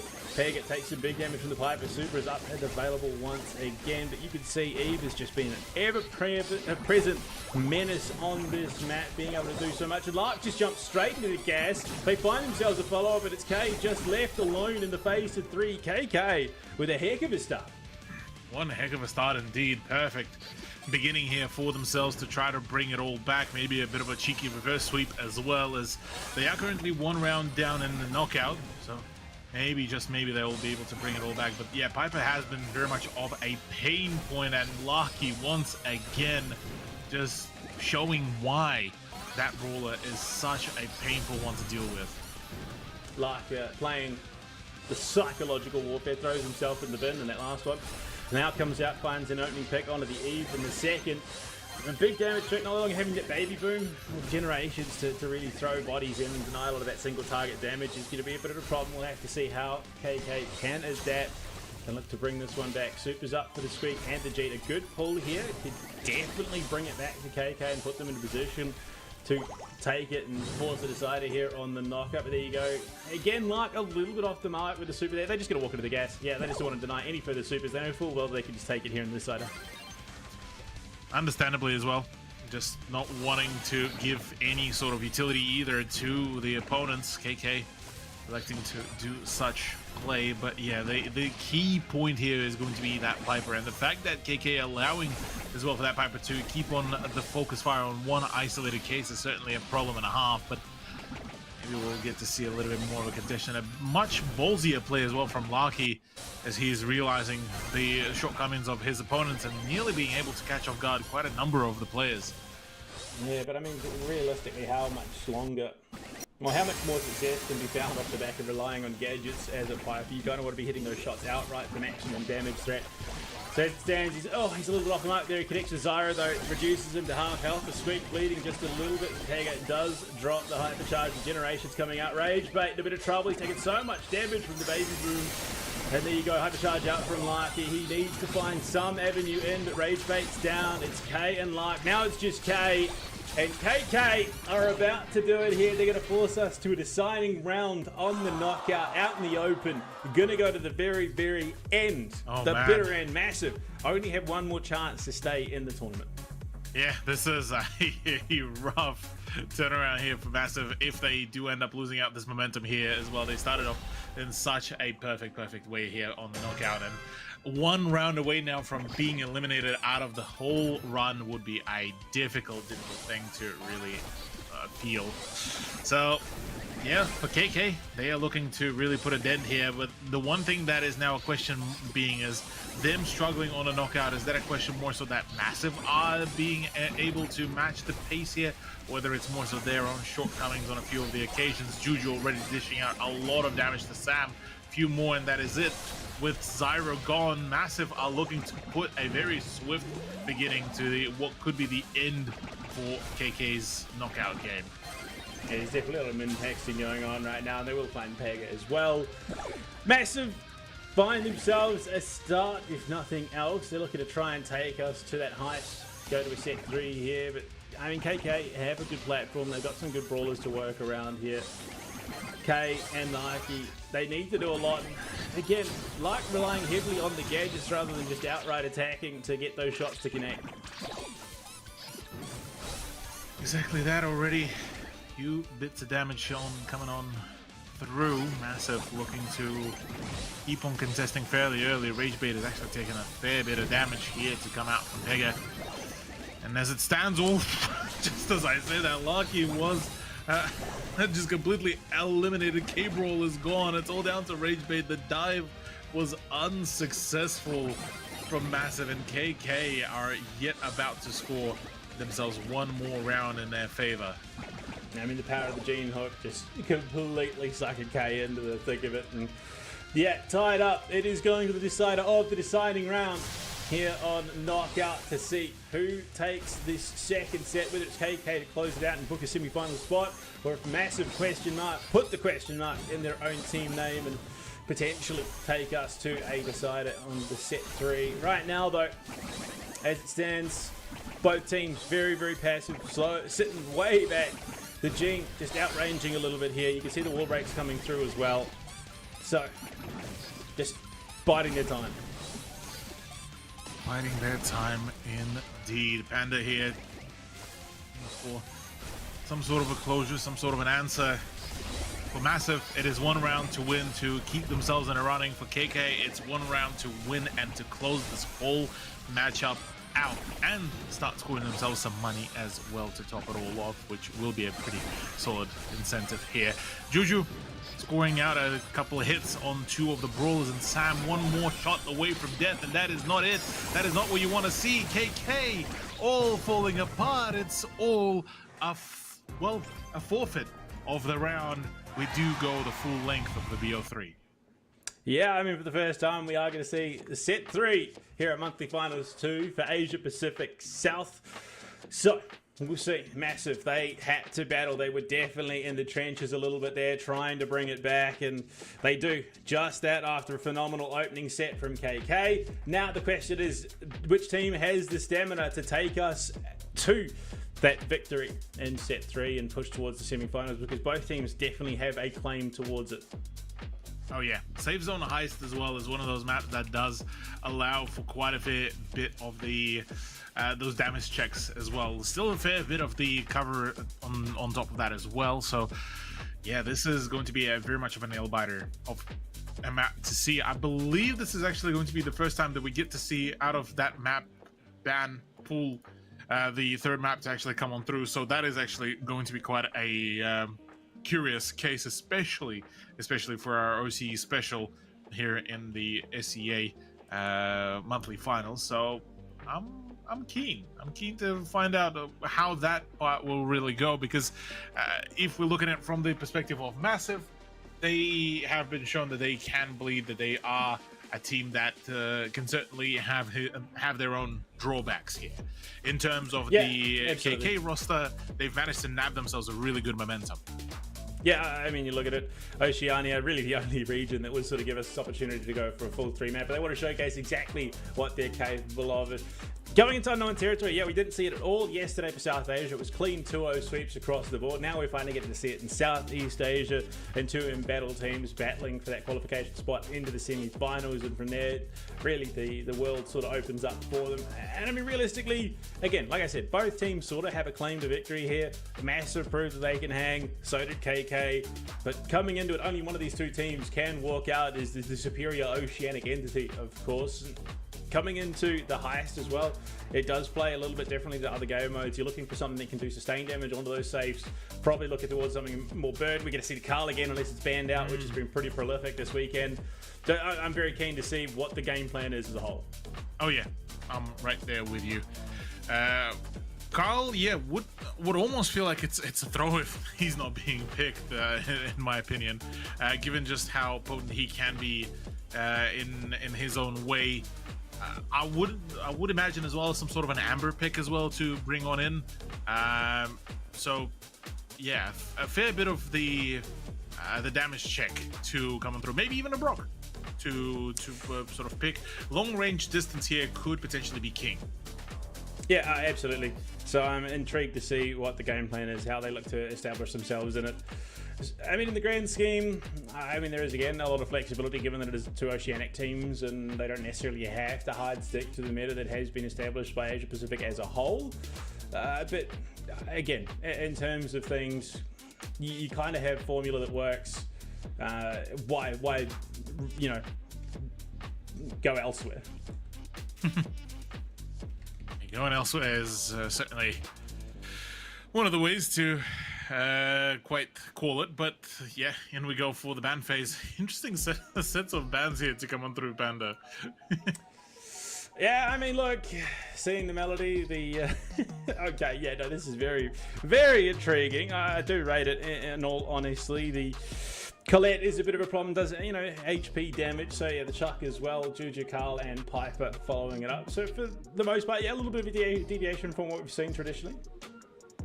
Yeah, a bit of a deviation is one way to really put it. Looking forward to see what that could then really entice, because yeah, with the Colette being out of the equation, it's almost feels like they just don't want to see this specific character out of the equation, just given how damaging the super can be as well, and the damage overall for the attack and to special targets as well is a pretty potent. So look, there is a place to be for that ban specifically. Angelo is the one to be brought on out from KK, and I mean, a really good choice, all things looking at it, as range is pretty good, damage output is phenomenal, and yeah, with him in the play, this is going to be a curious case. Byron as the first pick for Massive, though. Yeah, I mean, look, to be fair, decent amount of sustain and threat at range, so it's going to offer them, I think, a lot in the grand scheme. I think they're going to have to lean pretty heavily into the damage output for Massive to round it out. I mean, Byron, yes, he's going to offer a lot of sustain, so you can play a little bit more comfortably behind those walls, find those openings, and from there look to transition into a collapse onto the safe. But if you don't find those openings, if you don't find the right picks to synergize with it, it can be a bit of a struggle to find success. Absolutely. Well, suppose we'll have to wait and see how that really pans out. Eve once again is being brought on in for Massive, as they're looking to try to up the ante maybe a little bit here for the heist. I wouldn't imagine that we would be going but possibly to yet another very potent sort of long-range pick, maybe even a Piper or a Bell to bring on out. Otherwise, maybe even, you know, a cheeky choice of a Dynamite as well. But I suppose we'll have to wait and see how this will really pan out for ourselves. Yeah, absolutely. I think there is definitely a little bit of flexibility for both these teams in terms of they're not really all that hard locked in one way or the other. I mean, there is arguments to be made for a lot, but okay. I think that is a risky gamble there, but one that could very much pay off if they find the right traction with it, of course, because positioning is going to be so key. The penny coming out here for KK. Yeah, Penny here is going to be actually a pretty interesting choice, really. I mean, not particularly too high of a health pool. Damage is pretty decent, but it's more so the cannon that would be looking out for. The old lobber will be probably the way and the reason why Penny is being brought on out here for this heist game mode. On top of that, she isn't really particularly at the moment scoring but a too high of a win rate. As a matter of fact, sub 50%, 45.4 on heist, whereas something like a gym grab, it is a much more comfortable ground for her, 56.5. So yeah, looking at all of this, to wrap it all up, an 8-bit to bring on out for the team of KK. I don't mind this. This seems actually a pretty decent choice, albeit a little bit of a deviation from what we usually end up seeing. I mean, I read that, but if you can get it up the field and get it in position to actually get damage on, that's huge. And so is the Daryl pick in response from Massive, nice. Which, I mean, I'm surprised it took as long as this to get the Daryl. So to be fair, we haven't seen as much of the heist coming through this weekend. So I believe it's its first appearance this so far between South Asia and Southeast Asia. So Daryl, yeah, has been for the longest time very strong on the heist as well as a game mode. Absolutely, yeah. The heist here could mean quite a number of things. I feel for both of the rosters. KK, I feel like they have a pretty decent understanding as to what they want to bring on out. On the side of the Massive, though, the Byron pick feels a bit odd. It's probably how I would describe it and portray it. No, I think I read it. I really do. I think it's going to offer a lot, especially to the Daryl and the Eve. Just gives them a little bit of extra sustain. Means the Eve could be a little bit free. Plus the Daryl, if they do position the team, if they can get the Daryl up 5, they can get the Byron up backing it. It's a lot of damage output onto that safe as well. So, I mean, it does also rely on K surviving to be able to get that damage out on top of it. And there you go, Daryl jumps on in, gets both dashes onto the safe, gets some out, 6%. It's better than nothing, honestly. And K will be sniped out by the Angelo, unfortunately, but in return, super drop, Sam falls, the 8-bit's gone. 4,000 damage on those charge shots. You got to be very careful. You can't let Angelo get too many. And there you go, Lark dives on in with the super. He's going to be looking to dive on even further into that safe, pumping out the damage. You look at it down to 75%, a third of the way through, as they will get even more off the back of it. Absolutely phenomenal one for Brawl. Unfortunately, he falls yet again. The Byron is not looking to be quite a comfortable pick here, potentially, but otherwise, look, once again, going in for the dive, we are looking to dish out even more damage here, though Larky does fall before we hit past the 50% mark. Yeah, I mean, this is what Daryl does. He just dives straight through your team, and as a result, it costs you a lot of potential health on that safe, and Hypercharge is going to be there for Lark on this Daryl, looking for his opportunity. The damage boost is out, though. They need to snipe that away. Means that Lark can survive a little bit longer. K back off spawn is going to be able to heal him up. Zyra looking to charge those shots on through. Sam, if he gets a super, that could be a lot of very disgusting punishment. There you go, Lark diving past the 8-bit, past the Angelo. Bat absolutely exploded before he can get within distance of the safe. The situation that he probably would have wanted there, but main problem for KK is that they are missing currently just about 45% of the damage to at least even out the scoreline. And, well, it's certainly not looking particularly promising as yet another burst of damage is coming on through. Lucky does fall, but so is about to be the save, really, for KK. 34 against the 95 HP on the Massive's Heist. Well, target, really, and yeah, this is all an utter demolition. Despite the fact that Lucky does die after each and every one of those dives, it is all worth it. Huge damage. That's exactly what you need to do. You know, having the recoiling rotator, hypercharge on as well. So every time that he's rolling, he's getting those shots off. Plus the fact that the star power allows him to reload that much faster after he uses the super. He's just consistently going to be pumping out damage. Even if he's only alive for say 4 or 5 seconds onto the safe itself, there is just so much damage being pumped out in that time. Yeah, KK really unfortunately putting too many eggs in the one basket, trying to play on that damage output, not having a reliable way to move the team up the field with priority, and as a result, they are really suffering. Certainly so. Well, already a few more opportunities may be arising here. Brawl once again becoming the punching bag of KK, but straight off the bat, okay. Sam falls, Lucky deals the initial punch, whilst it's almost more so just a little punt. 2% is already just about enough to put some pressure here. From KK, we yet to see any sort of advantage, but finally we do get to see some damage being pumped out, and we just are waiting for Lucky to just regen the HP and then full send it right towards the save.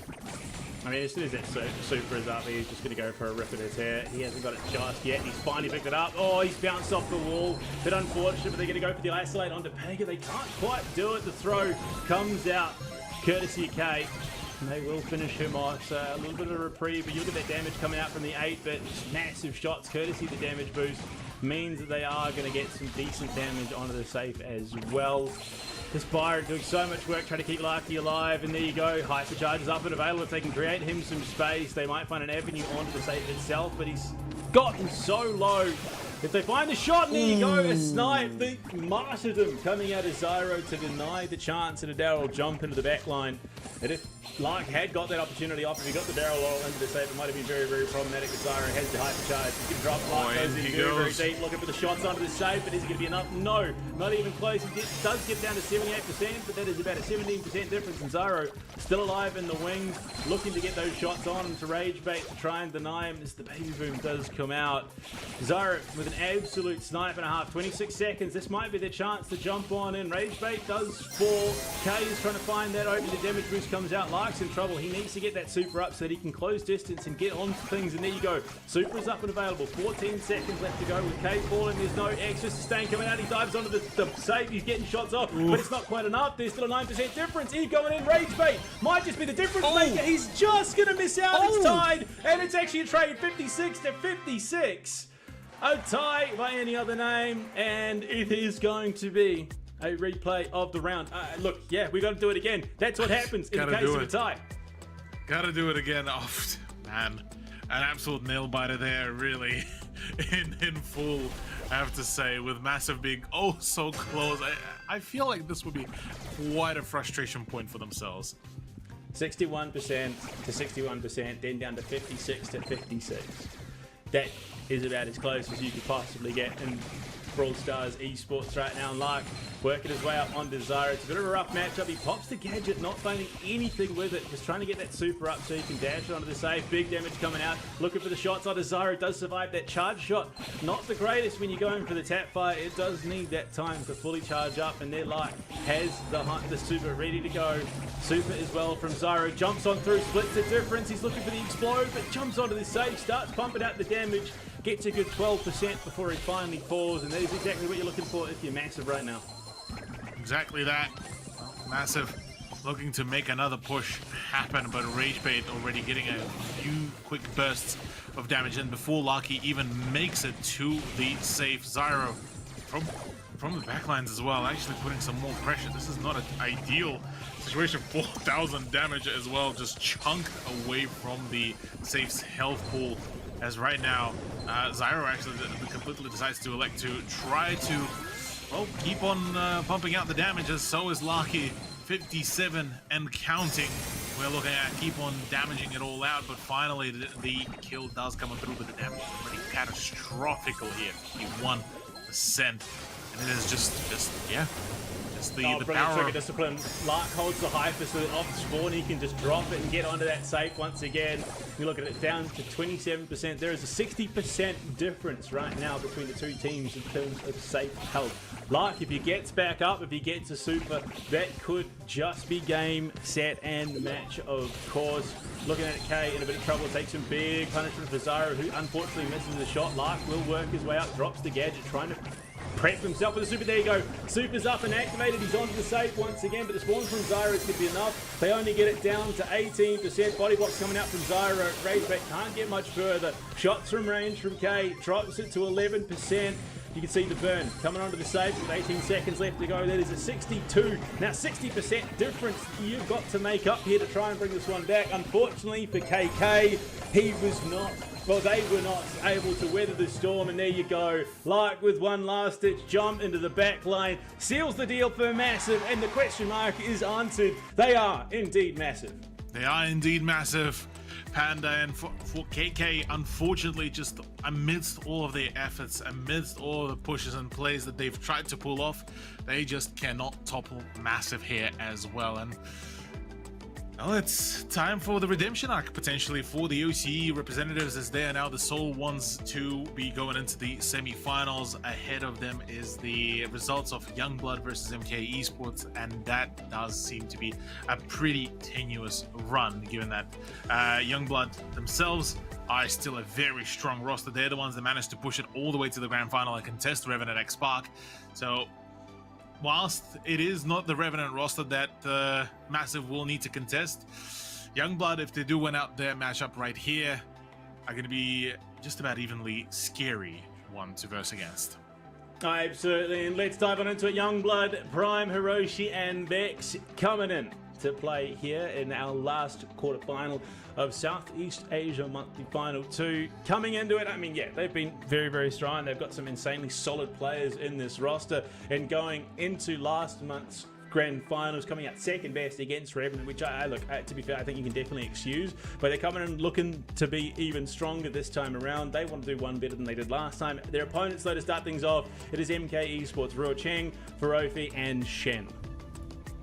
Yeah, for MK Esports, I believe they're one of the fresher introductions to the monthly finals, so I'm keen to see how they will be able to really perform, especially against a relatively big roster that is Youngblood. I mean, the team that managed to show us a absolutely devastating run last time, where they went almost undefeated on their way to the grand finals. Washed Esports did originally give him a bit of a spook, and then going into the next 3 games after that, it was all a washout in favor of Youngblood. So further on, Gem Fort out in the open would feel like I reckon like the 2 maps that Youngblood could really just wrap it all up right then and there. Well, I mean, for the last time this weekend, yes, that is our 3 maps to be played out in quarterfinal and before.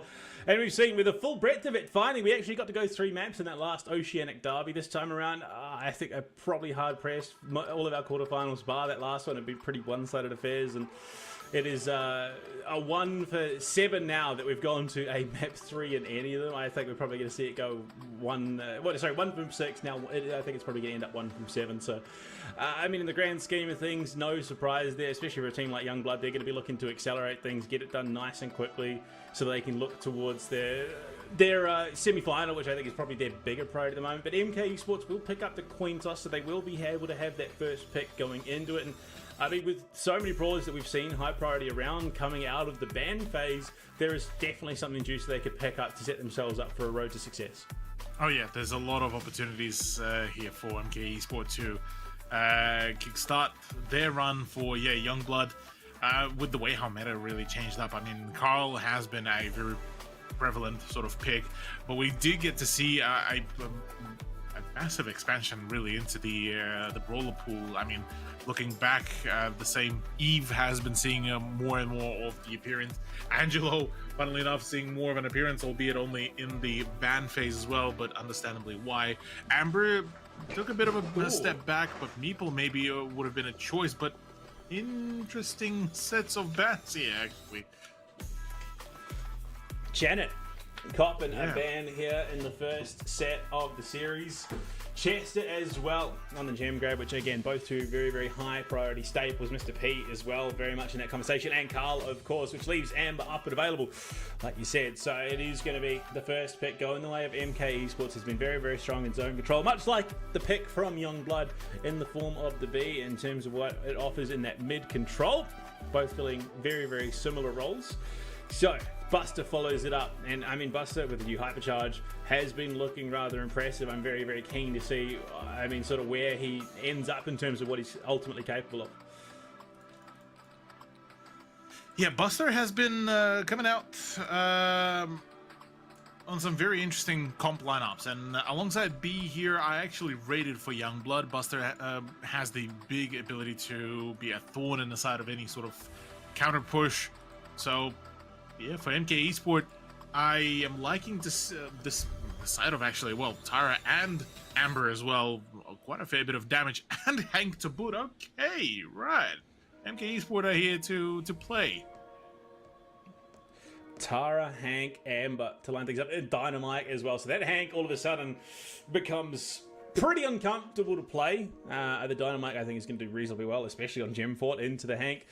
So MK Esports definitely feeling that they've stubbed their toe a little bit, I think, with this draft, which is probably I think the nicer way to say things. But I mean, look, Amber does all right. Tara, I'm not as sold on the pick, I think, but we're obviously going to see how it plays out. Yeah. Well, first map to get started with is going to be a pretty curious one, to say the very least, because Gem Forward does open up a number of opportunities for how this can be, you know, played out. So let's see how both of these teams will be able to handle the pressure. Yeah, I mean, that's exactly it. But, well, Hank getting in the thick of things in the middle, but taking just so much damage. Lockdown, deleted, demolished, it's over. Hank is gone. He's back on respawn, and Vex as well. On this Buster is going to finish off the Tara to boot.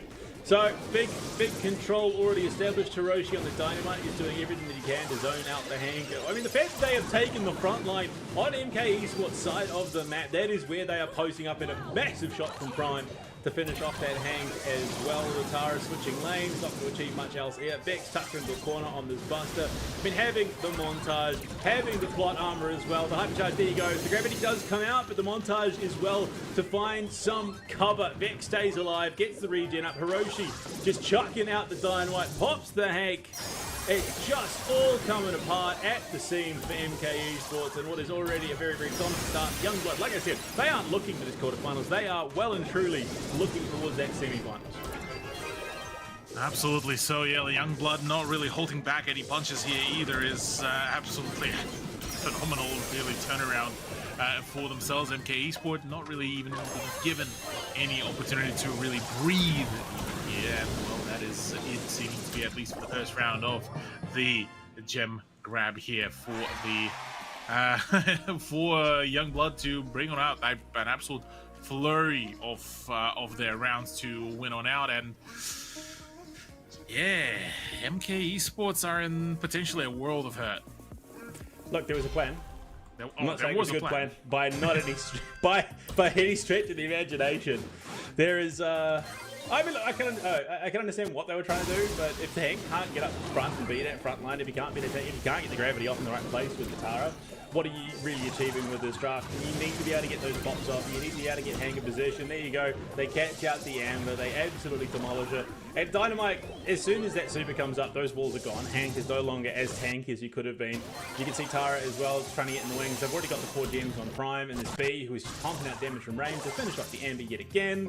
This Buster is a problem. They don't have an answer to it. The Hank as well is just being countered time after time. There you go. Yeah, the walls make you a little bit tankier, but Dynamite just does not care. He's just absolutely blowing up the shrimp. Yeah, speaking of blowing up, Dynamite once again puts a double on a frag in favor of the Youngblood roster. MK Esports certainly not feeling too particularly hot here, and with all said and done, yeah, one more gem and that is it. The timer is starting to run, and Tara falls, Amber's gone, Hiroshi is just on an absolute ripper of a performance, and yeah, we're there as well. This is, oh sorry, rather Buster. This is a done deal pretty quickly and pretty convincingly. Yeah, look, that's why they picked the Dynamite. I mean, Hank, you kind of just sit there behind the wall, charge up the bowl, and then pop it from the other side. What does Hank do? Well, he throws over that wall with Dynamite. It's kind of his whole shtick. He doesn't have to worry about getting close enough for that wall to be popped.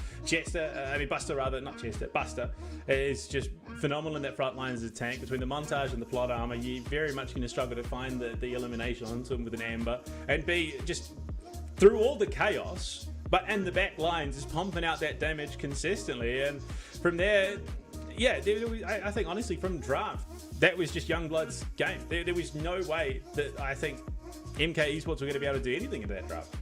Yeah, not at all. There's not much that could have been really done here.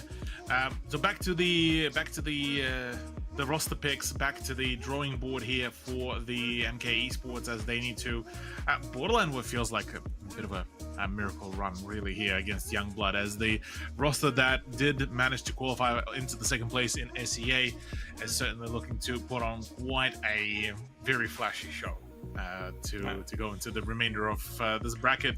And interestingly enough, MK do win the coin toss here, so they do get the first pick. So this is the prime opportunity for them to pull a comeback. Yeah, well, it's going to be interesting to see, can they, off the back of that, give themselves a draft which looks a little bit cleaner, because that one definitely just got... They left themselves open to too much, and as a result, yeah, we saw Youngblood counter them pretty comfortably. This time around, can they get themselves something strong enough they can then build a roster around it that then finds them a success and takes us to a set 3? Because at the moment, I'm really not seeing it. Youngblood, I think, is just too good a team for them to be outdrafted at this stage in the competition. Oh yeah, absolutely. 110%. The outdraft is certainly not on the line, so gotta compete with them on the overall pacing here. I mean, looking at the bans, the Angelo ban, the Jean ban certainly all makes sense. The Eve ban even to come on through top of Pearl. So there's some really strong bans, but it still now opens up a wide variety of opportunities here for the rosters to really, take reins here and try to just really floor it. Absolutely. I mean, it is going to be a bell to open things up. The MK Esports, that's what they use that coin toss to pick up. And to be fair, it's again, a very, very strong brawl at range. The problem being is their answers like Brock, who, in not only having that range, okay, so they're going to double down. So they're going long range. Bo, I think, might be just making his first appearance at all. At least in Asia Pacific South. I wouldn't even be surprised it's the first appearance ever in 2025 Brawl Stars. I'd have to go and double check the numbers, but I think there are very few and far between picks in competitive play. Oh yeah, certainly so. Well, already a bit of a out of pocket, I suppose, sets of choices here for the first few picks for Youngblood, but seemingly coming into this with a statement of, I have a plan. Now, what that plan is going to be is still yet fully to be seen, as Bo, yeah, like you said, is not the most frequent choice, but nonetheless, it's a choice. Yeah, RT and Bell from MK Esports is, it feels like a much more understandable, or at least much more straightforward of a choice. Yeah, absolutely. I mean, does a decent amount of damage, has a decent amount of bulk. Grey as well, so MK looking for a bit of a potential catch and blow up situation, but Youngblood already have a draft that is going to be keeping their distance, keeping MK at arm's length with the Bow and the Brock. They're not, brawlers that get particularly close to try and find anything, especially Brock, who is going to be quite happy just sort of sitting back, charge up that super, and then just drop it on your face. And as soon as that hypercharge, as well comes up for the Bow, and okay. There is clearly a game plan, the Charlie as well, to round things out. So someone is going to get caught by the cocoon. Someone is then going to die as a result of it. Yeah, the question being is how well will that really work out, given that there's quite a fair bit of that utility that could be brought on in. I mean, between as well the fact that there's the star power that is the cocooned enemies lose 25 HP whilst being cocooned as well is going to be already a pretty big opportunity here for Charlie to really make a big impact. So, look, those just a few more moments and we'll see what is actually going to be the game plan here as knockout is underway. Let's get it figured out. And there you go. Surprise, surprise. The wall is already open because there's a Brock on board. Shots heading down to Charlie, looking to connect. Some phenomenal, terrifying damage at distance. And there you go. Hiroshi already getting priority up that right-hand side. Prime looking for the shots onto this Bell. And Bell's already dead, courtesy of the bow. Prime on the bow is just going to town. Look at that. Yeah, the RT's isolated out. Ferofi can do next to nothing. Unfortunately, the knockout looking to go much the same way as the gem grab did. Youngblood take the first of the rounds this set. First of the rounds of the rounds, so the first and the best of three of the best of three. So going into it, I mean, from here, that was just insanely dominant. Yeah, this is just a rough turnaround really here for MK Esports. Well, once again, Bell falls to the hands of Bo out of all of the brawlers, and yeah, amidst all of the opportunities, yet Gray is not really coming into too clutch, really, as yet another cornering off the MK Esports players. It's all down to Ferofi. Even he cannot really do much. That is around number 2. That is a second point. That is that's it. That's the first round done and dusted. One more to do. 2 more games to play on out. And that's it. That's the quarterfinals all up ahead. Are even more heated and you know, an absolute battle of the giants and Goliaths. On the other hand, it's the OC represent versus the rest of APAC. Yeah, well, I mean, going into it, I think this is going to be much the same pacing as the last one. Youngblood looking to get in the thick of things early on. Erosion does take some early damage, but for the most part, you're going to be able to reposition. You've got a Brock as well. They look to open up that wall. Charlie just dancing around the water, looking to get those shots off. And the Bell already under the pump, very much so. Collective caught and absolutely powered down. Left here RT. It is just an absolute wash, courtesy of Youngblood.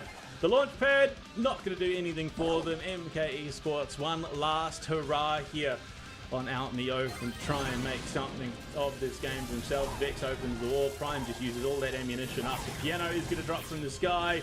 Vex looking to send those shots down range. The mighty god Zeus himself, but the Charlie in the hands of Hiroshi. Prime with the bow. They are just going to lock it down. The cocoon does come out. That RT is not long for the world. Neither is the Grey. Youngblood, clean sweep after clean sweep. They get it done quick and clean. Yep, exactly that, and they show through a power play how difficult it will be for anyone else to compete against them, given just how strong that showcasing really was. Didn't really drop much of a beat. For MK Esports, back to the drawing board, not a single kill as well to boot, which tells very much the story quite vividly here. From here on out, the upper bracket the semi-finals are up ahead of us. We've already started off with 8, now down to 4. 2 more need to be sacrificed before we get to go to the grand final. Well, the best of 3s are done. It's time to move into the best of 5s. 2 semi-finals and a grand final to go. A maximum of 15 sets, or as few as 9. So when we come back after the break, it's time to see who comes out on top. Revenant up, Core Esports, Southeast Asia 2. Titans looking to battle it out. We'll see you guys soon.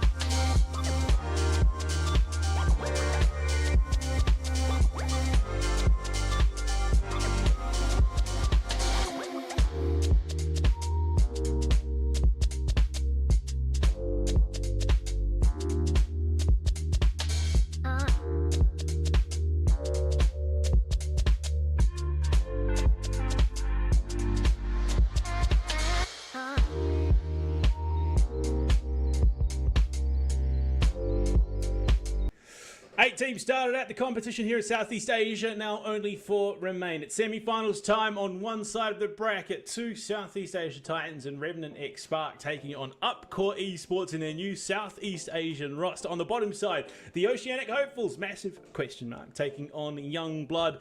Now, look, Cthulhu, both of these 2 teams that made the grand finals in monthly finals 1, being Revenant and Young Blood, find themselves in the same situation they were in monthly finals 1. They are looking primed and ready to set themselves up for yet another grand final of the same caliber. But first, they've got to match their opponents in the semis. It's Revenant X Spark, X9J, Response, and the man Sergeant looking to take on their first semi-final of today, which is their only semi-final of today, let's be honest. And coming into it, they are easily the favourites, but this new Upcore roster, there is a little bit of something in the air. Upcore performed phenomenally last night in South Asia. Maybe they match that same energy coming in tonight for Southeast Asia. Quite possibly, but arguably this is the absolute sweat fest that is, I feel, going to be the matchup for the semifinals. Arguably, I guess the preliminary grand final to a certain degree as well. Upcore Esports, their ACA branch, actually showed us a absolutely solid turnaround here to try to bring the the winning game for themselves to qualify themselves into the grand finals. To dethrone Revenant, though, it will take quite a fair bit of an effort, and I'm not yet even too sure who will really come out the winner here, given that we do have a whole new set of maps as well to play. I mean, that's exactly it. And of course, no secondary. It's Tenma coming in. He played phenomenally in that last matchup for the team. Going into it, of course, Chilling Beetles, Hot Zone, Super Beach, Brawl Ball, Layer Cake, Bounty, Hard Rock Mine, Gem Grab, and then Out in the Open returns for the knockout in the semi-finals. We have not seen it yet in the semi-finals. We did see it obviously through the quarterfinals, but that is a long road to run if you are Upcore. I mean, Chilling Beetles coming into the Hot Zone with Upcore winning the coin toss. In terms of what we saw yesterday, Cthulhu, I mean, are you expecting anything too crazy out there? Look, I mean, the Hot Zone straight from the get-go has been a pretty big contention point, which really started us off really well yesterday as well for the South Asia, showing that you do need to bring quite a fair, well centralized control. We did get to see a few pop ins and outs, but ultimately it's the team that has the most survivability really to really play around. Like the aforementioned Poco x Frank sort of combination would have been great, but well, with Poco out of the equation, maybe a replacement support character like Byron maybe even wouldn't be a bad shout as well. I mean, either case, it's a mirror matchup. Ban phase just mirrored. Ollie, Poco, and B banned out by both teams coming into this draft, so very, very clearly aware of what they don't want to play against. It is going to be a Stew locked in first off the back of that coin toss for Upcore Esports, and it is something that we've seen. Just being able to close that get right back onto the Hot Zone off respawn repeatedly is a pretty powerful tool, and it is a strategy that we do see a lot of teams employ. Absolutely.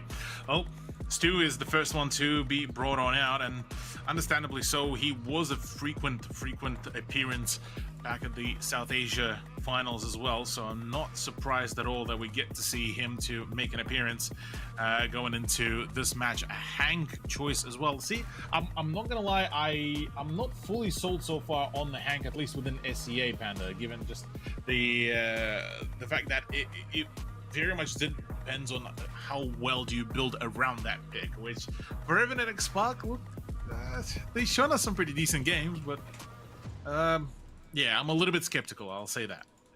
I rate the Lou though. I mean, just being able to stack it on top of the Hot Zone, completely negate any positional advantage over it. You cannot stand on the Hot Zone while there is a Lou in play. So it is going to be interesting to see, I mean, what they do in response. I think still Hank might struggle a little bit, yes, but I think paired with the right thing, it is going to give enough space that he can just sort of do his thing throughout the remainder of this set at least. So, I mean, Stu's great. Can struggle to burn through the Hank, which I think is largely by design of this Revenant draft. But Upcore, I wonder, maybe do they lean into, again, some of that mobility? Do they go Stu Melody to just double down on the fact that they could be so aggressive off spawn and then just rip up the field and get back to the objective? I mean, Chuck for a while had been a staple. Chester Another strong Okay. pick at the moment. So damage threat, zone control allows a little bit more freedom for the Stew. Yeah, look, I mean, Chester has managed to show that we can see a pretty good, consistent amount of damage output to be brought out from him, and with a wide area coverage as well with his regular attack, it makes sense that he's been brought on out. Maybe even something across the lines of like an Amber or even a Carl wouldn't be a bad shout really here to see. Otherwise, for Evident Spark, a Mortis. Ooh. Yeah, Okay. yeah, okay, look. We see the Mortis coming out. Again, very, very similar in terms of the Stew and being able to dash up and down the field. Going through, and it is going to remain a bit of a mystery, that final pick, just because we like to create a bit of suspense here in the Road to Brawl Cup. You're going to have to wait and figure that one out when we get there. But, I mean, yeah, going into it, I mean, there are a couple of options. That Mortis could be a bit of a problem, just in terms of that gap close, the sheer amount of damage output that he does possess. Not to mention the fact that, yeah, he is going to be matching Stew pretty comfortably in terms of off spawn, getting straight back to the objective, getting towards that hot zone, and as we jump into it, of course, looking around things out, it's a pretty scary comp to battle down. Certainly so. From the get-go, we do get to see the full-on push. Mortis is looking to get the good momentum straight away and already in the backline, just like that, and taking quite a fair bit of attention away despite being fragged out pretty quickly. Yeah, and I mean, going for that counter onto the hand is a bold strategy for Tenma, but Tenma's played very, very well. Super is out and available. Sergeant looking to dive on through with the Mortis. He's taking a lot of damage with Dynamite, trying to zone where he can, but Sergeant straight onto the back of the Stew. The burn is enough. Lou drops the Super. Trying to create some space. X9J going to be zoning quite comfortably. Gives that room to Revenant to start channeling things up. The speed boost has been dropped as well, so they can try and rapidly get back into the equation. And they're just doing so much to try and deal with this Hank. Troy on the other side of that wall, Sergeant, he's there, he's waiting, he's going to jump straight up to Celestial. Big damage comes out, finds himself one, finds himself two. It's a full team wipe. Wow. Revenant mop the floor with Upcore Esports to take the zone for themselves. They're going to get plenty of time on the board off the back of it. They're looking for more. Sergeant deep in the back lines with the Hank. And Sergeant, he's absolutely streaking away. Celestial has to pop the hypercharge just to try and survive and get out of danger. Tenma is just being eaten away at by this Mortis. They do find response. They find X9J as well, and will get themselves on the objective. But you can see Sergeant coming up, dashing, looking for Tenma. He's on the hunt, gets the kill as well. X9J up spawn, response there as well. Drops the hyper, looking to get to close that gap. Does he connect? Yes, he does. Big damage on Troy. Sets up Sergeant. He's looking for more. Can he find anything? Big damage on the Tenma. They don't quite get the wipe, but it's enough with 95% to go. They find X9J. They're going to hold things just at the very tail end of the line. 4% to go. Sergeant can dash in and around, but with that gap ever present, closing for Upcore Esports, they might just steal this one away. Sergeant into the back lines, looking to wrap round the back. Hank, he's getting in there, takes some big damage. 98%. Sergeant's on. He gets it done. And that is an absolute shellacking from Revenant. Yes, Upcore did bring it back towards the middle of that round, but there's only so much you can do in the face of Sergeant's Mortis. Exactly, yeah. The Mortis pick, I feel like it sealed the deal, really. The sheer amount of just being in their face for Upcore, it is a struggle and a half to really keep up. And yeah, in the meantime, whilst the Mortis is sowing so much chaos, it is a dangerous adventure here. Maybe Dynamite there to try to shut things down, or rather a dual focus, trying to get rid of Mortis, and that now opens up the perfect avenue for the scoring. Unfortunately, the Lou Super not quite in position to complete zone out that objective. 10, but taking some big damage on the backside of Sergeant. He's just trying to play mind games, get to the back line, but he's being controlled here at the moment. Celestial, a real problem. Sergeant, duck and dive and dodge, trying to find anything. He's got some great damage, but not enough for the pick there on Celestial. Does fall before it can go through. Response, charging things up, pops Tenma. He's looking for another charge up here. If he can connect onto either Celestial or Troy, that is definitely a kill, but he's got to play his life. Celestial charging on through with a hyper. He's looking for anything that he can. Sergeant cuts through, splits the difference, but he can't find much of anything. Does have the super of his own. Response, charging things up, big damage on the Troy, drops his own hypercharge in response, and Upcore are really playing this second phenomenally. Sergeant, he drops the Super. Sorry, he still held the Super. 10 is down. Hex9 finds that kill, but only for it to be traded out. Drops the Super as well. And Hank's charging things up. They get on the objective. Big opportunity to Sergeant to do some ripping and tear right now. Super's up. Hyper charges up. Finds himself 2 in response. Creates a gap. Celestial cannot compete. He's lost so much of his HP. And now Revenant is streaking on to try and take that lead back. Absolutely, yeah. Revenant being able to recover themselves a little bit here. They'll show that they are still ready to keep on pumping out the damage. Still more disruption even there from Mortis, and with Dynamite out of the equation, can't really keep on pumping out the damage over the cover as well. Celestial potentially could have been popped, but no, does get saved by the teammate. Troy is there to keep up the pressure. 75 and going. 75 and ticking. What a catch. And this is big here right now. Response is there to keep up the score. The hypercharge out of the loot does land, gets stunned, but no, Sergeant is somehow off the money with the damage. They are halted at 91%. Lou drops the Super. It's going to create some gap on the zone, but you can see Upcore are just going to tank their way through it. They realize they're so close to a stun. Sergeant back onto the hot zone. Big damage. It's going to be a full wipe. And Upcore looking like they might have brought it back. They're denied at the last second. Revenant will go up 1-0 in the series. Okay, right, yeah, Sergeant coming in absolutely big there for the team. 12 kills, whilst the closest one to him is Response with the 5er. But that Mortis pick has been absolutely fundamental for the success here of Revenant X. So, look, going into here, it is looking to be a bit of a sweaty game from here on out for the opponents. Upcore Esports are looking a little bit sweaty here. I mean, to be honest, I think a large portion of the success that the Mortis found only came because of the rest of that draft and their space that was able to be created off the back of it. If not for the Hank, if not for the Lou, I think they definitely struggled a little bit there. And the Dyna, you could see what the game plan was, but they just couldn't lock down Sergeant. They weren't able to find enough damage. And no, look, they did kill him a fair few times, but by that stage, he'd already done enough to set the team up. And even when they were being completely demoed off the map, he'd still done more than he needed to. He absolutely mollywomped out Upcore, which, to be fair, Upcore looked like for a moment they were going to take it to a third round to a decider. But Revenant turned the heat on and say, no, we don't want to do that. We're just going to get done. Yeah, exactly that. Yeah, Revenant and X-Spark are looking pretty solid here. Going into the Brawl Ball of the Super Beach, it's a big tank-friendly map. We already got to see, the choices of the Frank, the El Primo to come on out before as well. The the combinations of the Stu and Max as well. So there's a few opportunities around these sort of comps to be brought on out. And interestingly enough, okay, Nita to be brought to be completely zoned out, and Stu as well banned as the one big highlight on the side of Upcore. Yeah, I mean, Dynamite, Anita, Juju banned out, Stu, Anita, Hank. So again, Anita being respected quite heavily in the Brawl Ball. Just being able to take someone off the board, just being able to negate a lot in terms of targeting priority with the with the Bruce rather. But yeah, Sergeant is going to pick up the beat to start things off. Yeah, I think realistically, Upcore had the draft they needed to deal with the comp that Revenant brought. Unfortunately, Revenant just go and say, well, we don't care. Like, you can have that draft all you want, but we're just still going to play it better and win. So Upcore are going to have to be very, very careful, pick something that they can feel comfortable on, and make things work.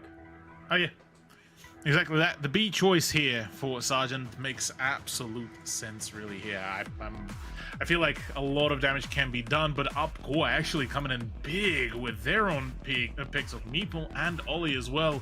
I do like that choice though, Panda. There's quite a lot of control that Upcore could really establish here on the Brawl Ball. Yeah, I mean, Meeple and Ollie coming into it, so they got some decent front lines, some decent damage. If they catch someone, all but guaranteed.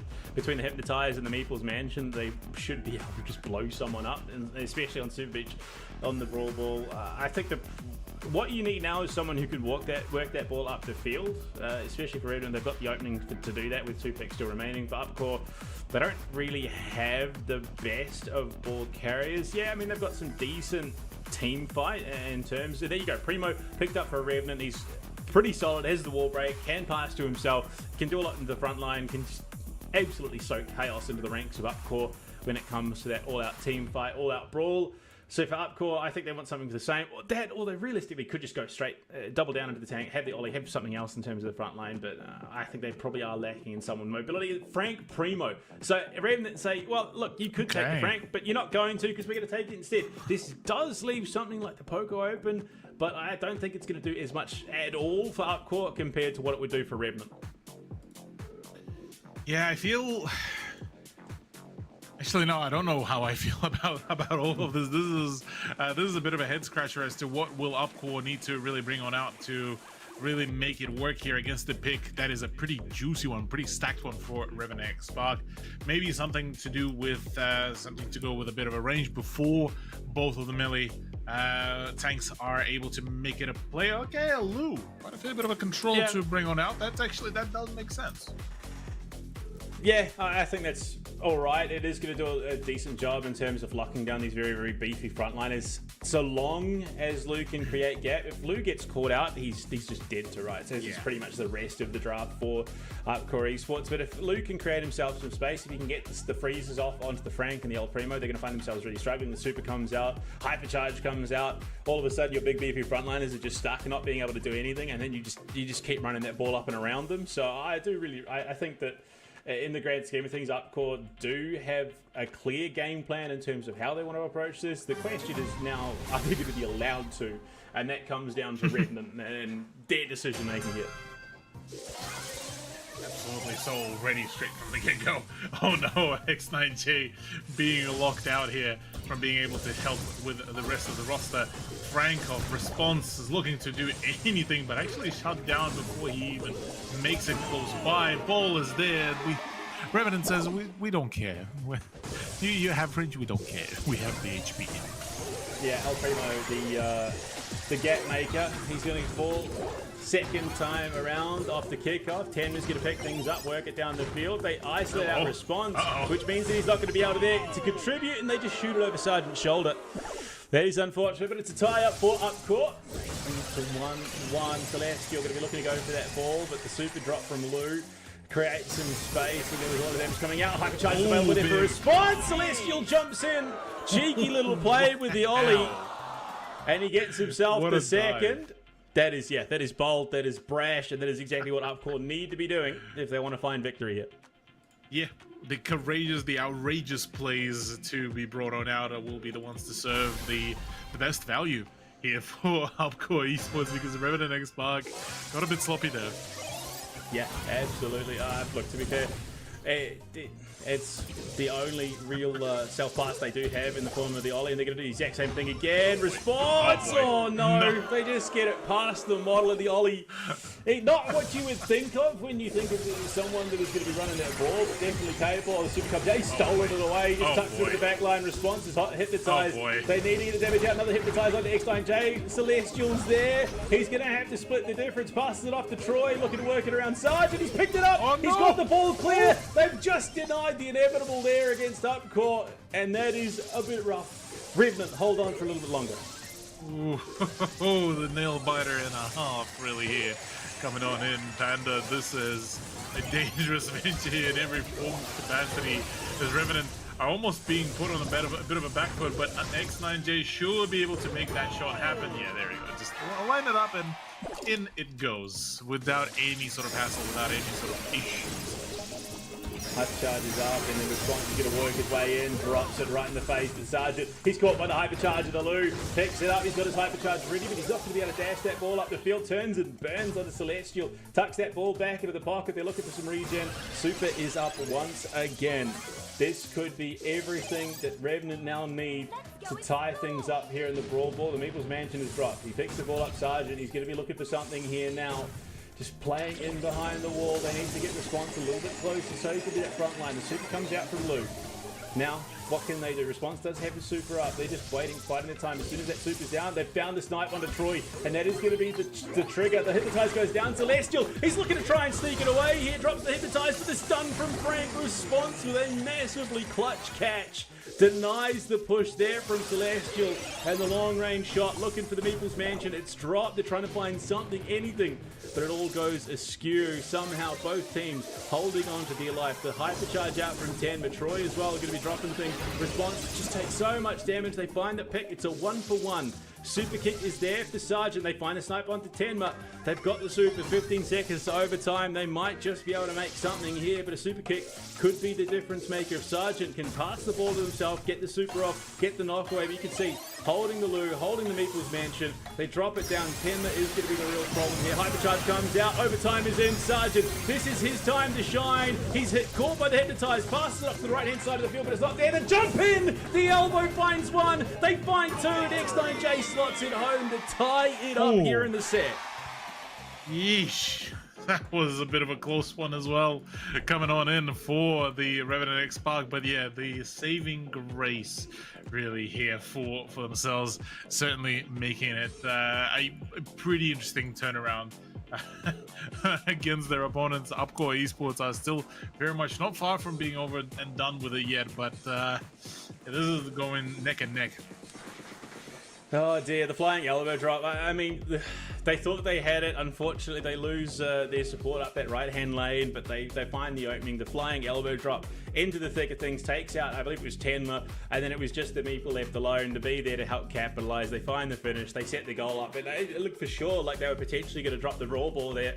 But the resilience from Revenant X Spark to hold on in the face of, to be fair, an Upcore Esports team that are playing very, very good Brawl Stars at the moment just shows the caliber of team that Revenant currently is.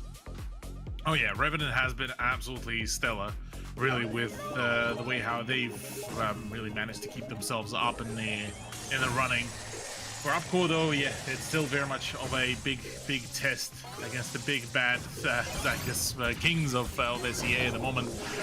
That response actually takes quite a fair bit of damage. That Ollie pick is actually coming in quite big as another set of damage brings on through. And yeah, look, Upcore Esports in the damage department doing a phenomenal job. Hypercharge drop there from Tenma. He's looking to lock down response. They do it phenomenally. X9J has a hyper of his own. Great super kick out of danger. And they send it deep into Upcore territory, gives them a bit of time off the spawn. The Meeple's Mansion goes down, which means they cannot go for the shot. The flying elbow drop, the hyper in from Sergeant. Is it enough? You see Response run in. He's got the hyper, but he's getting the shots out. Boom! Drops it onto Celestial's head. Gets the cleanup with X9J there. Yes, Response dies, but it is ultimately reduced to a 1v1. Sergeant will have the respawn timer. Has the super up as well. The flying elbow drop could potentially set them up for something here. Havoc, that asteroid belt as well, is used to clear space. Response working his way up the right hand side. Meeple's Mansion sends the ball out, but great clearance kick to X9J, who drops it deep into the back pocket. Response, he's trying to get the clearance, but the hypercharge into the super from Lou creates some gaps. Response sends it into the corner. He's looking for what he can, finds Troy. Response is going to take so much damage off the back of it, and he will be finished off in the end. Now Sergeant working his way up. It is 16 seconds left on the clock. Bounces it off the wall. All he has to do is wait for the overtime. He's got the super kick as well. Needs to walk it forward. Flying elbow drop. It's just off the mark. It's going to be tucked into the corner. Asteroid belt comes out. Clears the gap. Is he going to be able to thread the needle? No. 2 seconds remain in overtime. And no, it isn't even going to matter because it's not tied up. One goal, all that's needed. And Revenant somehow pulled that from the brink of disaster. Absolutely disgusting turnaround here for Revenant X Spark, where they're managing to once again claw themselves into yet another victory, the second point to boot. And yeah, for Upcore Esports, the weird bit is that the scoreline will obviously so far reflect the 2-0. And we would usually look at this as like, yeah, this was a lackluster turnaround and all things considered. Looking back though, Upcore managed to really battle it all out on each and every round. This was a fair few pretty close ventures here for themselves. It's just unfortunately for them, the conversion into the actual end game round did not really pan out as good as they probably hoped for. And from there on out, it's going to be a difficult one. Now on the series point as well, it is rough. Panda for Absolutely. themselves. They're facing elimination here. Yeah, I mean, look, to be fair, I called it there. I said, oh, you know, Sargent plays into the corner and looked at the shot. No, he wasn't actually trying to break the boxes. He was just trying to waste time knowing that they had everything they needed to win that. So just tucks into the corner, drops the asteroid about. Yeah, look, he sends the shot into the front of the goal. By that stage, the time's so far gone, it didn't matter if they lost the ball or not. So again, Revenant just proving why they are one of the best teams in this part of the world. And yeah, sitting primed and ready. One more win for them. Gets them into that grand final. Back where I think realistically they should have been anyway. Going into monthly final 2, they're looking to do exactly what they did last month: win it all. Win it all, exactly. That is the play here. It seems as not really much being held back either here on the side of Revenant X Spark. They have been pretty solid and their execution.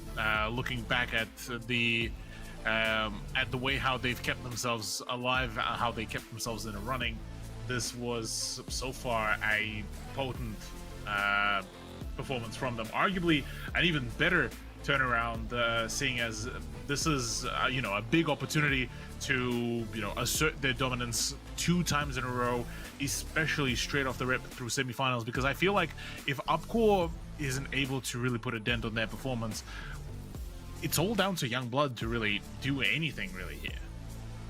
I've been saving his last monthly finals, but yeah, Basically. Upcore win the coin toss going into set 3.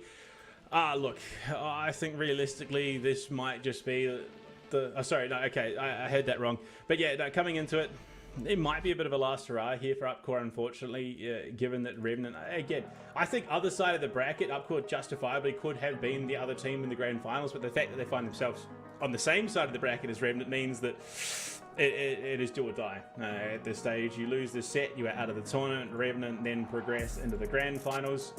And yeah, so Upcore did win the coin toss in the end. I called it psychic magic. So it's 95% mental at the end of the day. Yeah, it sure is. It sure is, Panda. It is in fact 95% mental here. And look, for all intents and purposes, Upcore really were given a plentiful amount of opportunities to really, push it all out in their favor to make this a big statement of a play. Unfortunately for them, that statement hasn't yet really paid as much of a dividend as they probably would have hoped for to see. So maybe now going into this matchup, we'll get to see some changes. But ultimately, this definitely feels like a bit of a rough turnaround for the Upcore roster. Absolutely, and as we head to, I believe it's Bounty on layer cake, we go into the third set. Ollie banned out by both sides. Shade and Carl from Revenant, and then Hank and Gray banned out from Upcore. And they then opt into the Gene first pick off the back of the coin toss win. So I mean, like, I do rate it. I think Gene is a very fun brawler to play in terms of what he offers to teams, in terms of setup. So I think there is definitely room that they can play off the back of it. Janet, the immediate response from Rem has been a staple of the competition. They back it up with a Buster as well, which they've already made look very good. Oh yeah, the Buster choice has been actually really well received, I have to say. The way how he's been played out by a good chunk of teams has been very formidable, and I'm quite curious to see how this time Revenant will be able to really utilize him alongside Janet as well, as Janet has been surprisingly a really excellently packed pick. Absolutely, and yeah, just being able to negate a lot of that, it means you have a little bit of a safety net in terms of when that countdown starts, or at least when you're getting lower towards the tail end of the rounds, you can bail out. And so due to the response here from Upcore, a pretty decent thrower at the moment, can be a little bit cheeky with that Elementalist, not to mention the Juju itself is going to be offering a lot in terms of damage output. So I think there's a lot to be played off the back of it. Certainly so. The back of that, yeah, that Gene and Juju pick could be big. Now, wondering if there's going to be any sort of a tank play to really be brought on out here for the Upcore roster. The Bounty does sort of favor, or rather the layer cake specifically, does favor the sniper style brawlers, bushes as well, do offer a few of the sneaky flanks. So, well, we do get to see a pretty full-on pick here to be brought on out on the side of Upcore. And Daryl to round out the roster. I mean, it's not bad. That definitely means that come time for that collapse, when you get into the tail end of a round, you have a lot of all-in potential. If you catch someone, Daryl is going to absolutely obliterate them as soon as that super comes online. Upcore becomes a very, very real present threat. They're going to match it with their own helmeted mastermind. It's Shu. So they've got two very mobile brawlers, one on each side of the coin, of course. Damage threat, bulk. I think there's definitely more bulk coming out of the Revenant roster. The Buster is just offered so much at the moment. I think there is, again, look, Upcore have the tools to find themselves a set here and really have a crack at the series, but unfortunately, the same very much can be said for this Revenant roster. Oh yeah, Revenant, arguably even more, really, with the way how they've built up their whole run, looking to really put quite a fair bit of a dent here.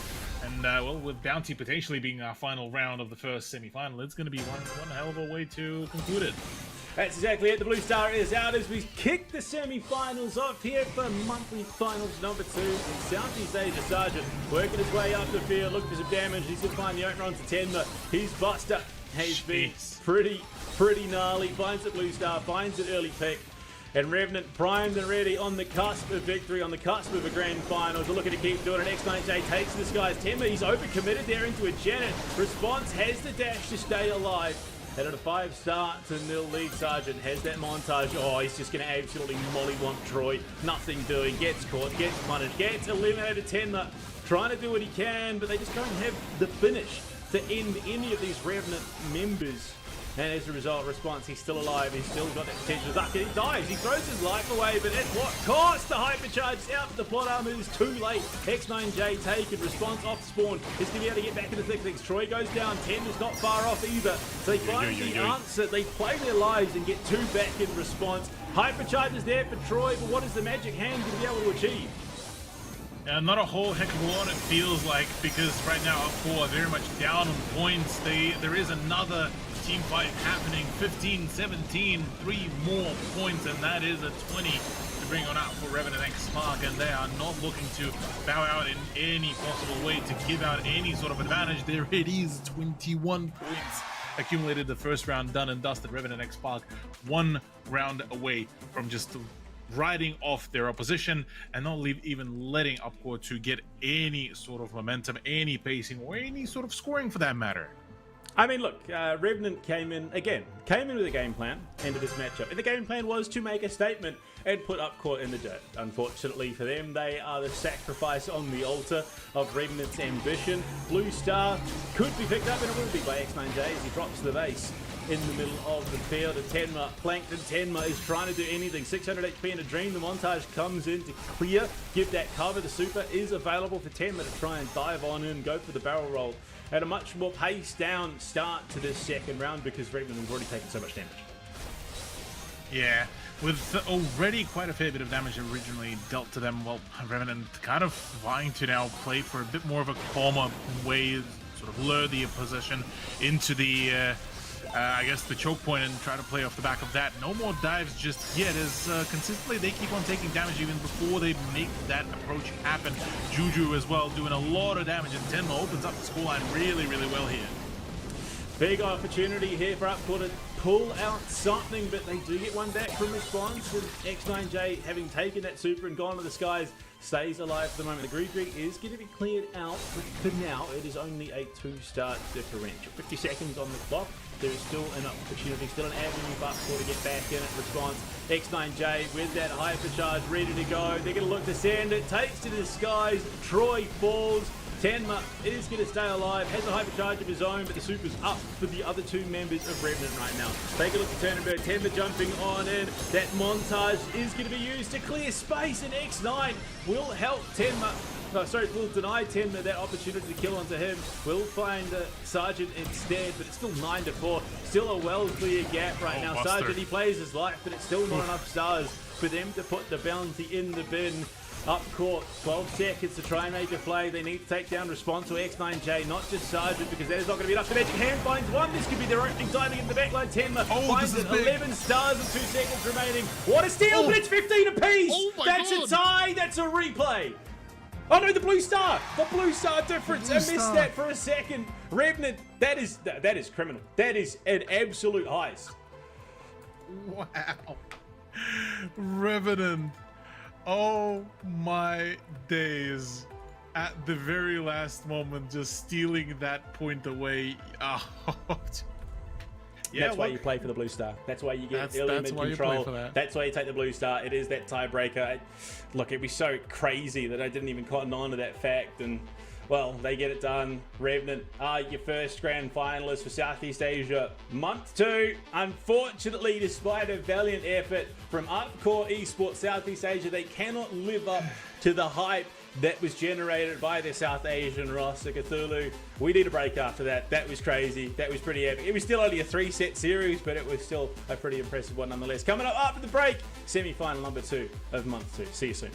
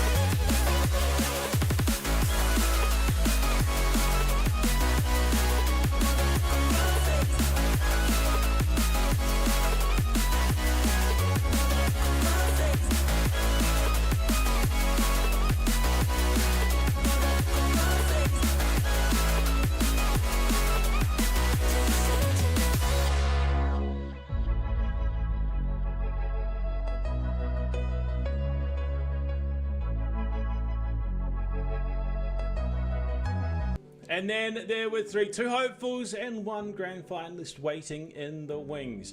Semi-final one was a clean sweep, but it was hard fought to say the very least. Upcourt Esports Southeast Asia really putting it to Remnant X Spark. Unfortunately, they couldn't take it past a 3-set series. But our second semi-final, though, it is going to be a massively uphill battle. Massive question mark taking on Youngblood. Massive playing out of Australia. And Youngblood not having the same issues. It is going to be a match that could be hampered by ping, unfortunately. For the Australians, Lark, K, and Ragebait, they have got a monumental task on their hands. Yeah, Massive will need to be quite careful about how they really play their cards here, because whilst in the OCE Derby, they managed to win it all out, but it was a scrappy win, really, all things considered. And Youngblood coming on in, they are in on a full throttle send.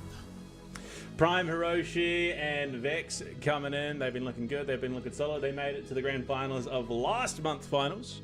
So for number 2, they're looking to do the same. They're looking to keep themselves in contention for that road to Brawl Cup, of course, which is where we start things off with our monthly finals. I think realistically, it should be Youngbloods. I think there is just too much, unfortunately, stacked against Massive to really call it that it is the outright theirs. They're going to win. I think there is. Look, it's never a done deal. There is never a chance where Massive don't potentially upset. I just think Youngblood have too much going for them in the situation. So unless Massive pull out the absolute game and series and sets of their lives, they are going to be doing everything they can to try and just I think throw off Youngblood more than anything.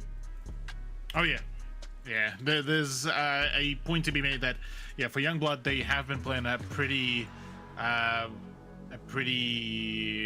well, their own sort of game, and the moment you try to really throw them off, that's where they really could get a little bit shaky. So maybe that is, yeah, the game plan, the win condition almost for Massive, to just bring out the almost the weird comps and, you know, try to set off the balance in that way. But nonetheless, no matter how you really look at it, it is going to be a battle of David versus Goliath. I feel the OCE certainly has not been really able to push through past the whole semi-finals curse so far, and well, for Massive, this is going to be a big challenge here. Well, let's get into the draft for semi-final number 2. One of these teams will be out of the tournament. One will be alongside Remnant in the grand finals. Massive kick things off with a Lou, Stu, and Melody band to round it out. And then, of course, Lou cops a band from Youngblood as well. They pair it with a B and a Grey. Pretty much, I mean, stock standard for what we've seen at the moment. Grey allows you to get back to that hot zone that much quicker. So in the grand scheme of things, I think realistically, there is a lot still in the pool that could be quite useful. Melody, Stew being some pretty integral ones in terms of getting back to objectives. Carl is going to be picked up by Massive, given they had won the coin toss. And he, look, if nothing else, it denies it away from Youngblood. He's a pretty hard brawler to mess up, so I think it's a pretty safe pick all around. No, absolutely. Carl is a pretty solid choice here for this sort of a lineup, for this sort of game mode as well. Dueling Beetles for Hot Zone is going to mean that for Carl, the utility, the abilities that he will have will mean that he has a lot of ground to cover. Poco, though, on the side of Youngblood for Vex, an omen for a very scary lineup, I'll have to say, Panda. Yeah, I mean, already there is something brewing, and it could potentially mean things. Scary Chester as well, a very solid pick. Youngblood clearly not pulling any of their punches. Oh, not at all. Doesn't seem to be that way as well. Not pulling any punches. They want to get straight away into the grand finals as quickly as possible, as a matter of fact. And yeah, with the picks that they are bringing on out, this feels like, yeah, a very good coverage to solidify for themselves. Absolutely. And, well, Massive now looking to set something up to find success on the back of this Carl pick already. We've seen a number of different pairings for it. In terms of the hot zone, though, I mean, yeah, Meeple's another great one. That Meeple's Mansion is going to be doing a lot in terms of zone control, not to mention the fact that he, I mean, look, I'm going into Dueling Beetles. You need to be very careful positioning. If you lose out, yeah, if your tempo is off, it really makes it hard to get back into a hot zone.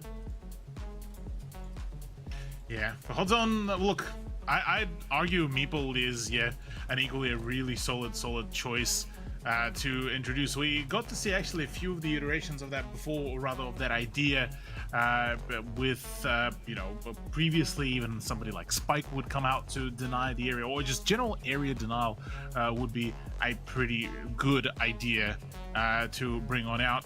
Maybe even somebody like... eludes the name eludes me.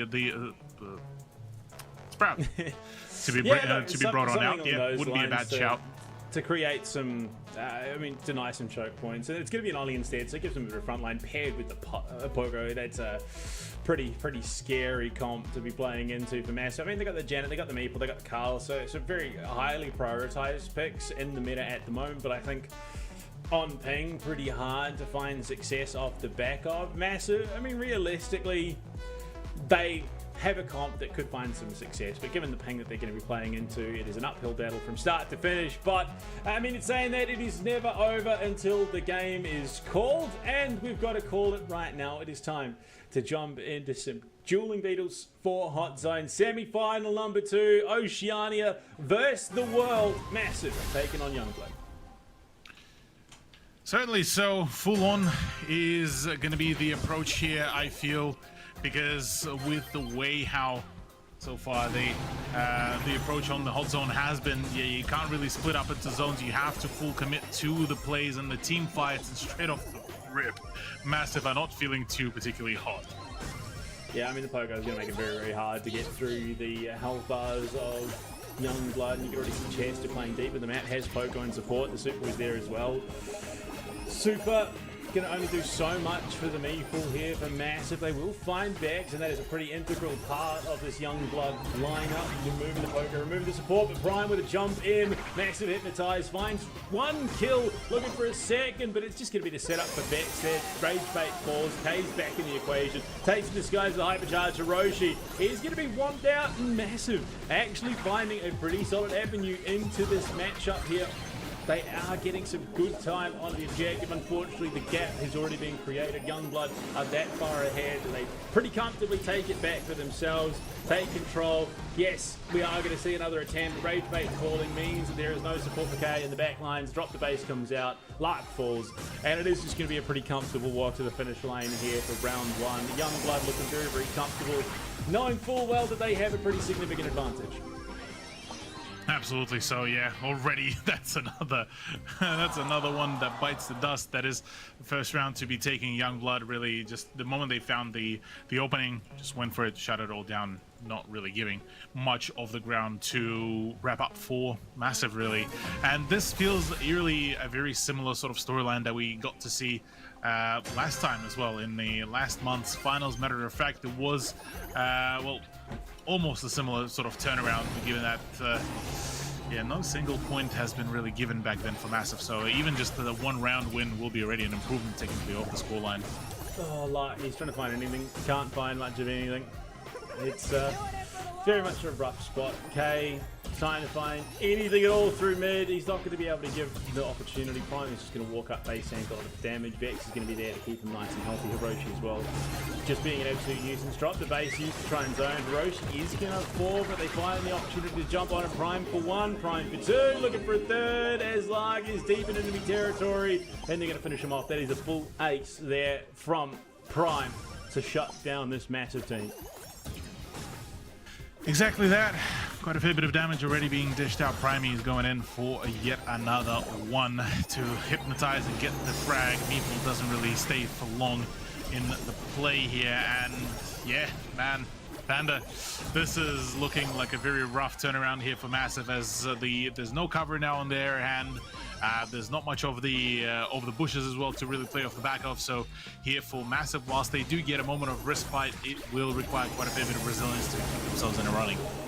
Absolutely. I mean, getting bleaker and bleaker by the moment those walls cleared out. K will find his one. He's looking for a second. In fact, on the Roshi, and they will finish him off. It's actually Rage Bait to take both. They're going to try and stack up the time anytime at all. K does have the hyper. He's going to look to drop it for Prime. Jumps on him to his teammate, and the healing is just there from Bex.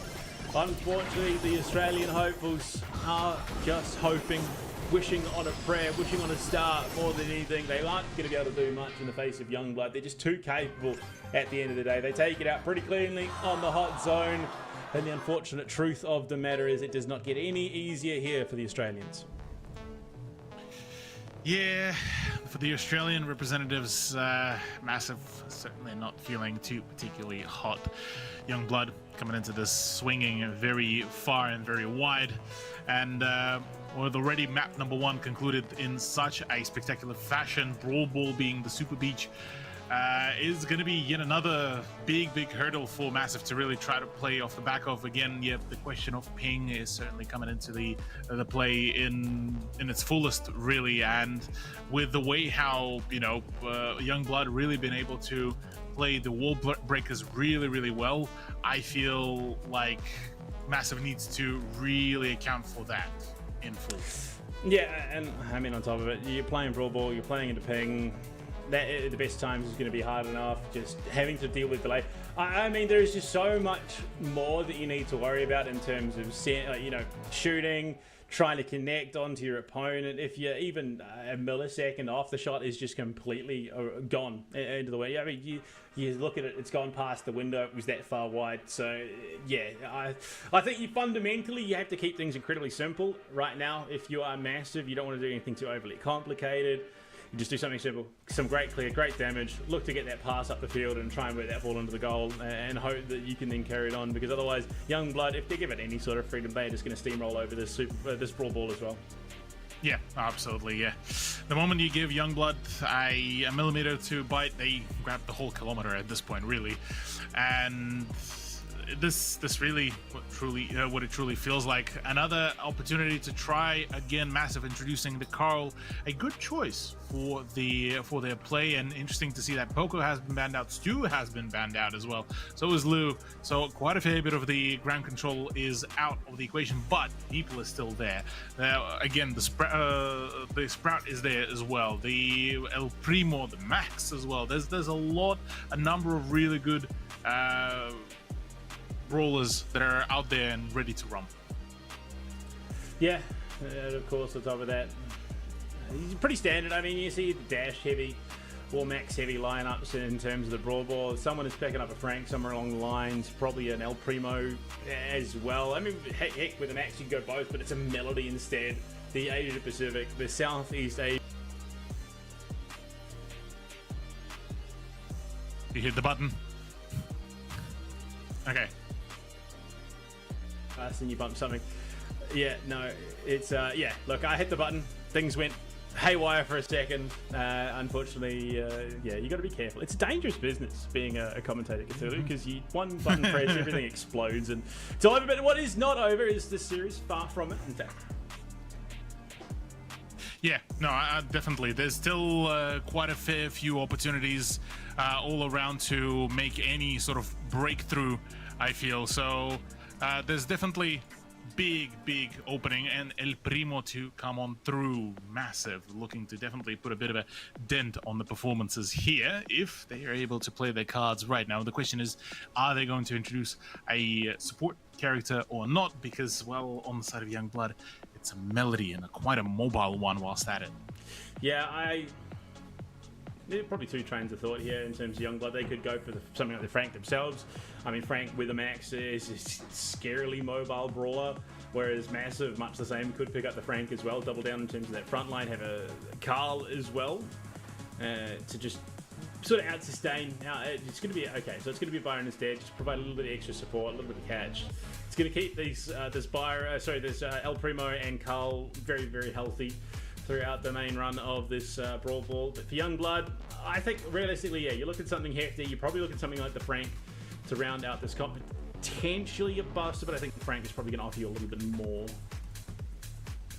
Yeah, well, with Byron now in the equation, it's down to Youngblood's final pick to see what they can bring.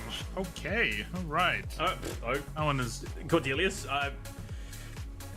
I'm not sure how I feel about that. I suppose, yeah, this is my domain. Taking someone to the Shadow Realm could be a pretty decent approach, honestly. You just remove one of those big threats. El Primo is not as big a concern if you just cannot do anything to anyone for 8 seconds. So, yeah, I think I do kind of rate that. It's not a pick that you see all that often in terms of brawlers, but Cordelius is kind of a menace. So, yeah, look, I think this is a lovely little spanner to throw in the works if you're Youngblood trying to catch them out. But playing with delay into a Cordelius on top of that. Oh boy, the supercharge is a complete darkness as well. So all of a sudden, not only in the Shadow Realm, but you're also just slowed by an excessive amount. So if you let that Cordelius get his super up, someone is having a miserable time of it. Yeah. That one is going to be a rough one to say the very least. Already Hiroshi is going in for the full send, just walks on in. It's like, do you want the ball? Here you go. Enjoy that. Yeah, look, it's going to be... You might as well enjoy it while you can. I think it's the gist of it all. There you go. Vex is in the Shadow Realm, so is Lark. So Lark can't really do much of anything except to Vex right now. So you got to be very, very careful, but finding an early opportunity, it is going to time out there. So no more Shadow Realm. Asteroid Bell is going to drop, and it's picked up. The ball is there. It's cleared out by Hiroshi. Timing up the field. He's got the notes as well. Look for the cell pass, look for the dash, but no, he's just going to shoot, and it's over the line. That was absolutely criminal behavior from Youngblood to take the first round of this set. I mean, look, yeah, the Cordelius, I rate it. I really do. I think taking Lark out of every single fight is going to be a problem that they have to strive to overcome. And, well, there's no overcoming it. You just cannot get out of the Shadow Realm. This is his domain. Yeah. Locked out of the Shadow Realm in every possible way is... that's one heck of a way to conclude what potentially could be that run for them. Look, difficult times are about to be there, and already far away from from the middle. He can't do anything. He thought he had the opportunity on the Prime, but no. This is my domain indeed. He takes it to Shadow Realm. That is soul crushing. But like, he's like, yeah, this is my opportunity. I'm going to get the max. They're not going to be able to speed up the field. No, Shadow Realm immediately by Vex, taken out. You look, he was mid-attack too, onto Prime when that Shadow Realm hit. So this is my domain is back up. Hiroshi's just going to do it. Super kick into the goal. Over, done, dusted. Like you like to say, Cthulhu. Roasted, toasted, packaged, posted, and devoured. And devoured indeed. Yeah, the Youngblood just absolutely came into this full well knowing that what they need to do, how they need to do it, and how to really put it into a very devastating result for themselves. 2-0, one more map. And the layer cake is not looking particularly too good here for the OC hopefuls. Yeah, no. No at all. No, it's not. It's looking like a pretty terrifying thing to behold. So, yeah, every single map has been just intensely accelerated by this Youngblood roster. Oceania, at this point, it's not a matter of when they bow out of the tournament, it's how long until they bow out of the tournament. Their entire job from this point on is to just make sure it isn't that quickly. Yeah, that's basically the case. I mean, mind you, on a game of bounty, they could theoretically stretch it out for as long as possible and try to, you know, play a very passive set of lineups. But and even then, can't really do much because you showcase even remotely any close sort of hint at whether it's a long range or an assassin lineup or anything of that sort. Youngblood are just gonna counter pick you. They did that exactly in just this previous map. Brawl wasn't even about the execution, it was just outright win in picks. Yeah, I mean, that's pretty much it. At this stage, again, it's only a matter of time. To be fair, yeah, props, nothing but props to the Australian team of massive coming into a competition like this, playing at such a significant disadvantage as they are. They're still going at it. They're still giving it hammer and tongs. Oh, yeah. They're trying to make something of it. They will win the coin toss, which might be just small consolation at this point. That was a pretty hard pill to swallow. The Cordelius all but single-handedly nullifying your El Primo in that draft, which was such an integral part of it. That's rough. But you can do naught but carry on and thrust yourself into the void, and they're going to do just that going into this draft. The Layer Cake Bounty. What could be their final set of this monthly final. Youngblood, I mean, I'm still looking to do this rather quickly. Gray, Stu, Ollie banned out by Massive, Carl, Hank, and Mr. P, the response from Youngblood. Yeah, the Gray pick is a bit of a curious one for me. Well, obviously, we're not playing yet the knockout, where he usually would be the one to be picked out, but I'm assuming that Massive just, alright, don't want to be really yoinked away in every capacity. It's interesting to see from the side of Youngblood, 3 very powerful brawlers out of the equation. The Hank, the Carl, the Mr. P, and Juju as a first pick for Massive. Well, look, not a bad shout, but that needs to be supplemented with a bit of heft, I feel. Yeah, and honestly, probably some more raw damage output. In the bounty, I mean, Carl would be your natural go-to for most people, and the Gene coming out. Oh, it's hard to play skill shot champions on ping. It is harder to play into skill shot champions on ping. So a Gene with the magic hand, if it connects, you probably don't even realize that you are dead by the time you actually die, because it's going to happen that quickly. Yeah, well, at the very least, if not the Grey, it's the Gene that is the pick for Vex. Looking to shut it all down and maybe Primey with the Buster would be able to really shut it all down. It feels like, yeah, the Buster has been actually coming into sort of his own meta to a certain capacity, especially in the hands of Youngblood. Yeah. It's going to be interesting, very, very much so. Massive, what do they bring? What is their final roll call against this Youngblood roster? They've got any number of possibilities now. What magic can they make happen is really the biggest question, if any at all. I mean, look, yeah, Daryl, look, not the worst answer. He's fairly hefty. He's got a huge amount of damage output. Okay. Can really throw a spanner in the works if played correctly. And to be fair, Lark has played it pretty well in that quarterfinal. Yeah, that is a pretty good point as well. Yeah, to make. There's still been a pretty good turnaround from Lark, despite the shortcomings here, but. Maybe, just maybe, they'll be able to, throw off their opponents. Gonna be a difficult one to see because, look, for Massive, I still feel like maybe some sort of either mobility or some sort of a damage numbers will be a better choice, but who knows? Oh, okay, right. This one is a bit of a curious one. The squeak coming through into Melody. Youngblood double down with Hiroshi on Melody again. I would imagine it's going to be Hiroshi. Oh boy. Yeah, look, Massive have definitely got their work cut out for them. It was always going to be cut out for them going into Youngblood, but it is looking like we are going to have a rematch of Monthly Final 2, like we had a rematch for Monthly Final 2 for South Asia as well. Clearly, the top teams keep finding those opportunities to improve. They keep stepping up their level of play, but it's time. Semi-final number 2 of monthly final number 2 here for Southeast Asia. We are getting into it. What could be the final set before we head to grand finals territory? On one side, the Australian hopefuls, Massive, the other Youngblood looking to get it done and dusted in 3. Last chance territory for the Australians. Yeah, one last chance to bring any sort of form of, well, resistance back. Hiroshi's already full sending right directly into the backlines of Massive, and, well, Ragebait will be very much not feeling too alive. Yeah, it's a bit rough. That is very, very much rough. But 3-3, that blue star is going to be the difference maker in favour of Youngblood. That tiebreaker blue star. Hiroshi does cop a bit of punishment. I mean, the Juju flexibility means to get that damage down range.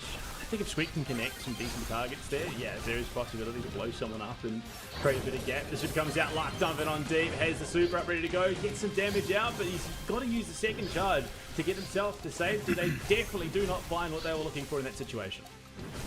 Not at all. Looking for another opportunity here, maybe to try to bring on back, but yeah, this is not looking particularly too precious here at all for Massive. Youngblood are able to keep up their own pacing here, but a full-on dive only results in the conclusion of it being still in favor of Youngblood at the end of it. Yeah, and the gap widens a little bit further, and this Gene is just going to be perfectly happy charging up off the back of this Daryl, who's trying to close the gap, and Gene's quite happy. The hyper charge goes in, Light looking for anything at all, but he can't find the damage, and now Hiroshi runs rampant through Massive. and they get the full team wipe off the back of spawn. A 14-3 lead. The battle all but done. They find more. Rage Bait with one onto Prime, but it is ultimately trade out. Looking for Hiroshi, they can't find it. Lark just does not have the range, the threat, or anything to back it up. The Gregory goes down. Vex in the wings, trying to play spoiler. Does have the montage, and Hiroshi's just getting cut sick to the back lines with that blue star. 20-7. Youngblood take the round lead in this third set. They take the opportunity. They are on series point, looking to push for the grand finals. Yeah, the series point, the match point, quite everything really is there. For Youngblood, they are just too strong. For Massive, it's the ping, it's the what feels like almost a skill difference as well. Certainly coming in quite big. The inter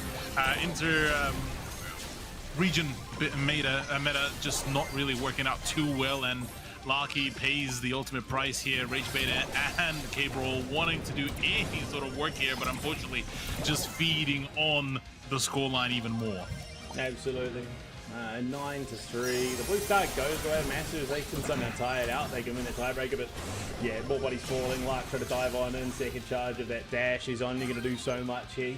They don't have the damage to back up this Daryl. It's great and all if Daryl's diving in and finishing someone off, but if he's diving in, doing the majority of the damage and then just getting obliterated before they can actually finish any of these kills, it's much of a muchness at that stage. It's wasted opportunity. So Massive, definitely an exercise in futility. Prime finds yet another. Lark dives on in, but with Hiroshi body blocking, he is destined to fall also. K stands alone in the face. 3 Hiroshi cutting sick deep into the enemy lines. Massive now with only 3 stars to play around. 2 more eliminations and that countdown will start. Lark, he's going to hit the hypercharge onto Prime, but he's off the mark. He does get the second charge up, but falls immediately. The massive elimination that is a Melody. 22, it's done, it's dusted, it is over. Unfortunately for the Australians, they are sent packing. For Youngblood, they book the rematch. Yep, there we go. We do get indeed the rematch of the SEA February finals, and for all the potential that Massive could have really created there, it's just unfortunately for them that it was not just enough to get anything going, really. So, well, from here on out, it is looking to be a pretty difficult result here for Massive to really stomach. For Youngblood, look, is back to it again. Back to a very tumultuous grand final. Revenant X Spark versus Youngblood, a rematch that we saw played out in monthly Final 1. It was a close affair, but Revenant just managed to eke it out. Can they repeat history, or will Youngblood look to rewrite the storybooks and take it for themselves? When we come back after the break, it's grand finals time.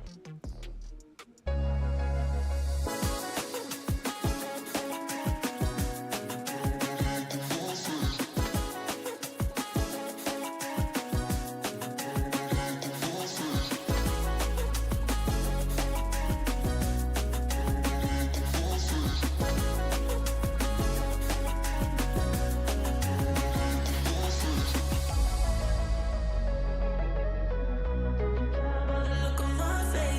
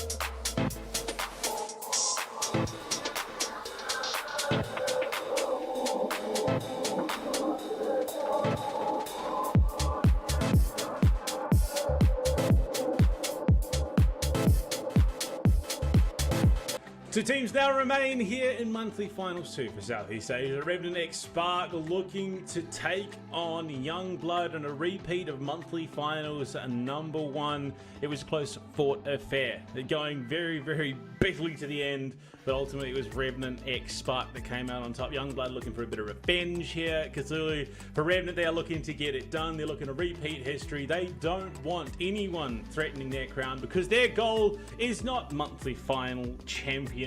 It is ultimately back to Worlds, where they missed out last year. They have a yearning for international competition. Very much so, yeah. For Revenant, they wanting to just get themselves back up out there and be ready to rumble, really. They managed to already claim the first place back in the February monthly finals, now going into March. They have a very, very potent opportunity here to make it all happen. Yeah, I mean, coming into this matchup, it was, again, Revenant have historically, again, looked the better team. So it wouldn't be crazy expectations to see them come in and keep repeating that sort of performance here. But, I mean, in the grand scheme of things, it is still anyone's game. It is single elimination. Upsets do happen. Yes, more than likely in the best of 3, but best of 5 is not immune to it entirely. A good draft can set you up for success.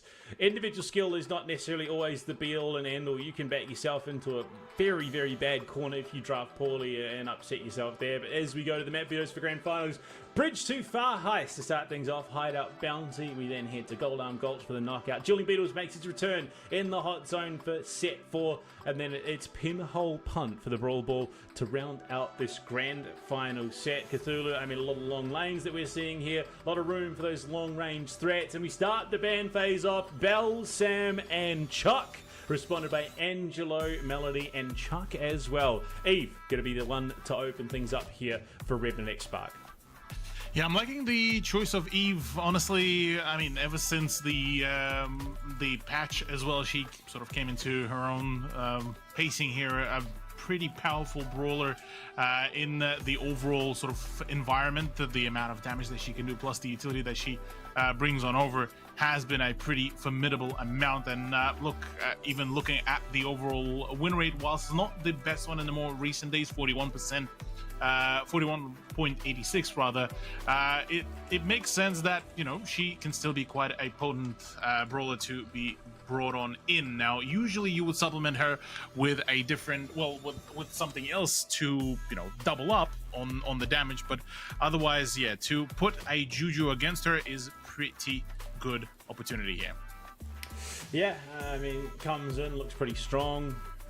I think there is definitely room to pivot here for Revenant, though, which is what they offer. I would imagine potentially an Eve mid means that you can pivot to those side lanes, given that she has that ability to just float over the water. Crazy surprise. Who would have thought that a spaceship would have been able to do that? Lola picked up for Youngblood. We have seen it this weekend. It was rather underwhelming. I think more to the rest of the draft necessarily than the team that was playing it. But for Hiroshi, it's not the worst pick. She does all right in terms of damage output. With the Juju, I think there's definitely a lot that can be done here.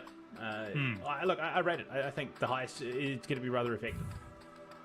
Yeah, the effect here is actually, yeah, going to be pretty strong, pretty thorough as well. And the question being is what will be there to supplement the choices that have been made so far for the Youngblood roster. Interesting to see what response picked as well as. You know, not every time we do get to see Brock as well getting to shine. I mean, look, he's pretty staple for Heist just because he has that burn. So it's one of the few sort of niche situations where he is a pretty standard pick. And we have seen him a bit for the knockout, just in terms of wall break. So very much more map dependent, I think, and necessarily game dependent because, yeah, he's just going to thrive there. Going into the remainder of the draft, I mean, there is something along the lines of a Daryl that could be brought here for Youngblood, I think, even though it does get punished. Carl as well. Yeah, the heat ejectors, it was let through. It is going to be snapped up there by Revenant as their final pick now. The counter, the last pick, goes the way of Youngblood off the back of it. I mean, realistically, there's a lot Amber, potentially, if they just want to go more in that long range. Just keep their distance away from Revenant. Could go for something like Daryl, who's going to be diving a little bit deeper. 8, but yeah, so it's going to be the Daryl. So a little bit heftier, a little bit front line. They can now get up, dive deep onto the safe and look to make plays off the back of it. So yeah, I rate the rounded out draft. Both teams fairly solid on the whole. Yeah, both rosters looking quite steady in their pathway here. I'm wondering here now, how will this heist really go? Because remembering last time, the overall pacing of it was back and forth between Revenant X Spark and Young Blood.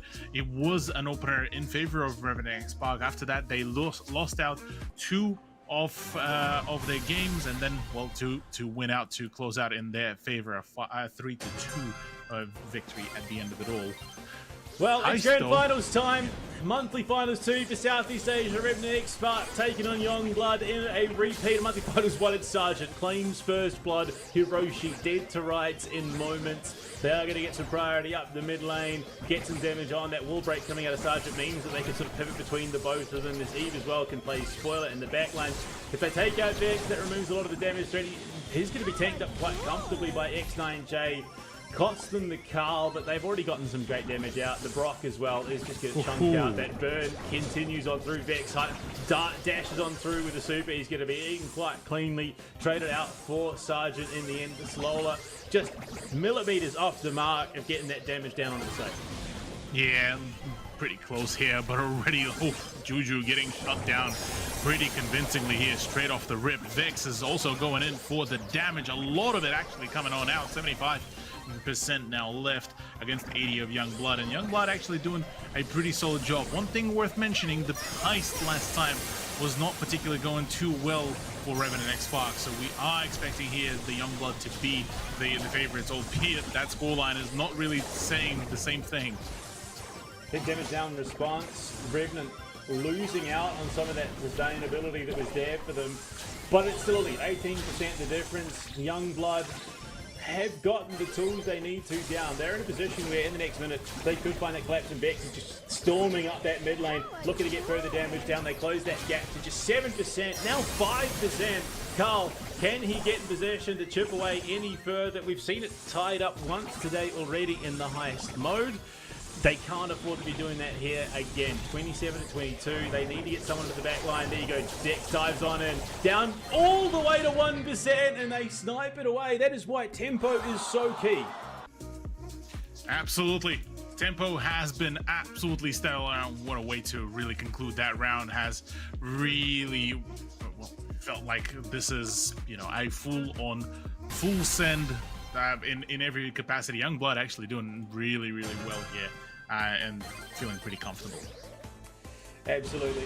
But as we go into the second of the first set, can Revenant try and change things up? They aren't going to get the same opportunities to get that early damage down. But the safe already copping it from this Daryl. Has closed the gap. The Lola is there as well. Response off the squad. You can see they're playing like a 1-0-2 split almost. No one in the mid lane, 2 in the right hand side, and Vex dashes on up. The super's out. 2's already making his way a beeline for the safe as it stands. You can see they've just wiped the floor with Revenant X. I did say if you back yourself into a poor draft, and you could find yourself in a huge amount of trouble. Already that Revenant save is down below half, down below 40% even his prime. It's just allowed free reign. They finally get the elimination onto Hiroshi, but they are back into such a horrific predicament right now. There may be a new avenue back. Response goes, drops the super, and there you go, super out of Sergeant as well. It's only some damage though. It is far from the damage that has been output by Revenant. And with Sergeant being so far back, he has to play his life there so he can get the spawn back, so he can get back in the fight to help his teammate and deny. And the save is gone. It's gone. It's just been an absolute demolition for Young Blood in this first set of the series. Absolutely an utterly dominating turnaround. Yeah, once again, heist coming in absolutely big there for Young Blood. They're claiming their stake nice and comfortable here. Now, onwards for ourselves. Well, Bounty is coming on through. Last time, once again, Bounty was not a good turnaround for Revenant X Spark. It was on a shooting star, so a slightly different map, obviously, but Hideout here is looking to put a lot more pressure all of a sudden on Revenant X Spark, because for them, look, getting started on that early momentum was a very key thing, and unfortunately not a single bit of that ground was really given to them, which means, well, already playing from a deficit standpoint of view will be honestly a first time really for them as well this year. Yeah, look, again, is sort of the tell-all of a good team versus a great team. A good team plays well when ahead, great team plays well from behind. And Revenant now find themselves behind. I think they are a great team. I think they've got every possibility to bring this series back under control and forcing it out for themselves, but Youngblood get that early momentum. They take themselves a set win to start off the series of the grand final. That momentum can be the difference maker. You get a good start to a series like this, it could be enough to carry you over the finish line, and it could be Youngblood that ultimately take this grand final away from themselves. Yeah, this could be quite a potent opportunity for Youngblood to really run away with that early advantage. If they do manage to lock it all down nice and early, get themselves that second point onto the shooting star, from there on they can have a pretty comfortable run to just keep up the pressure, because not only, you know, well, obviously the time is starting to get closer and closer to a fairly late one. Sorry, that's one point. The second one being is that, well, yeah, the pressure of not really having any more games to really lose out for Revenant X Spark, despite, you know, them being the favorites going into this matchup, the very real danger of missing out on the first place will be quite soul-crushing, I feel. Yeah, I mean, Revenant coming into set number 2, Melody, Angelo, Gene Band. It's responded pretty comfortably by a Max, a Mandy, and a Grey. No APAC Grey special coming out today. It's going to be Carl opening things up after Youngblood winning that coin toss, and didn't quite do what Revenant needed it to do in that last set, but here on the Bounty, we've already seen how potent it can be. Yeah, I'm already stealing away the Carl pick. Youngblood wanting this in every possible way, and Carl as well for the bounty play could actually be very, very potent. Gus as the response from Sargent. I mean, we got to see a fair bit of Gus from South Asia before, whether it was February or March monthly finals, but not really a whole heck of a lot of Gus picks from SEA, so maybe a bit more spice to bring on in here for Revenant. I mean, pretty solid. The RT as well, coming out at the bounty. Again, huge damage threat from range, reasonably beefy lineup, a decent amount of sustain between the Gus. So Youngblood are going to find probably a little bit harder to get this Carl into a position to find much effect, if any at all, because they just got so much kite ability. Yeah, the kite ability is actually going to be quite insane here from Revenant Spark. With the RT now being introduced here, wondering what could be the final one. Even something like a Janet pick, now thinking about it, wouldn't be too horrible of a choice. Otherwise, Meeple as well, still very much on the board. Or maybe even, sorry, I was about to say Gene. I looked down, yeah, the Gene is also banned out. So a fair few of these characters are all out of the equation, so can't really go for those isolation plays, but instead actually Youngblood opting to bring in a Bell. I rate this. They need something to match the Gus and RT, and the Bell is going to be able to do that pretty comfortably. It gives that range threat. You probably want a little bit of wall break here on Hideout, so potentially it's an avenue go Brock, Griff, something thrower in terms of that line of things. Pearl. So Youngblood are just going to opt straight into the damage side of things. They really want that power threat, and Pearl is going to offer that to them. So they've got the long range, they've got Carl who can get up close and be a bit of a menace, and then Pearl just to follow up the Carl initiation and mop up kills left, right, and center should they present themselves. So the problem for Revenant right at the moment is if they get collapsed on, they do struggle a little bit. Yes, they've got the damage output, but they don't necessarily have the survivability. Yeah, RT's a little bit harder to kill. I think, yeah, okay, so Sprout, something on those lines, something in terms of throwers, cut off those choke points, deny the Pearl, deny the Carl to get that, close that gap. So I think this is a really, really solid read in terms of what Revenant have drafted. Yeah, it would have been, I feel, either the Sprout or Meeple as the choices there to really just shut down any opportunity for that collapse, for that just rush push. And so yeah, I'm right there with you. I'm keen to see how this will really pan out, because for Youngblood they need this right now like air. Absolutely. And Well, I mean, look, there is still, as always, an opportunity for this to slip away from them. But Revenant coming in, it's set number 2. Youngblood absolutely dominated in the highs. They're looking to double down on that momentum going into the bounty. I think, look, yeah, there is an argument to be made for Revenant's comp, but it could just as easily slip away from them. In a great pick to start things off, catching out the Carl early. They get themselves the blue star off the back of it, denying everything that Youngblood were trying to set up there off the start. Exactly that. Already, early momentum for Revenant is good. This is exactly where they want to find themselves in. Shut out any of the middle pushes as well. Isolate some of the gunfights here, or rather, well, just the regular fights. Vex needs to keep the position nice and safe here, because a simple mistake and isolation is going to be the key here, and a lot of damage and a world of hurt on top of it all for Revenant and Xpart. They are not actually looking for too many over the fights. They managed to win the initial engage and got themselves that 3-point lead plus the blue star, and now can basically just relax and wait it all out. They don't feel like they really need much of that pace as well, so this is all looking nice and pretty so far. Yeah, I think Youngblood have hamstrung themselves a little bit. They don't have anything to really deal with this Sprout, so he's going to be pretty safe. He's got support from X9J on the RT. Unless the gadget gets dropped by Pearl, and that is assuming that that is the gadget that was brought by Hiroshi on this Pearl. It could definitely spell a bit of disaster here. And Sprout, yeah, Sergeant is just going to keep cutting down that choke point, denying them that gap closure. 30 seconds remaining. They have done well to bide their time and create space. Sergeant, if he gets a super up here, I think they're pretty much on the money. He's going to drop it through mid again. He should have enough time to get yet another one up, even maybe potentially work towards a hypercharge. Hiroshi is just building up that heat. He's going to get some damage out, but not enough for the kill and Prime as well. He's about to fall. Cleaned up, absolutely toasted. Yeah, I think realistically, Youngblood, I did say it, you bet yourself into a bad draft, you were going to be struggling to find any real traction. They've done just that. They didn't bring any wall break, and the Sprout was picked up as the final. Revenant have identified the misdraft there. Oh yeah, very much so. Perfect punishment to come out from Revenant. They really didn't hold back much out there, and yeah, first round to take into their hands. Look pretty solid, pretty potent here. Now onto the next one for themselves, and look, I'm wondering whether we are going to see much of the big return to form here from Youngblood, given that this momentum has been broken up pretty thoroughly. Absolutely, and Prime goes down again.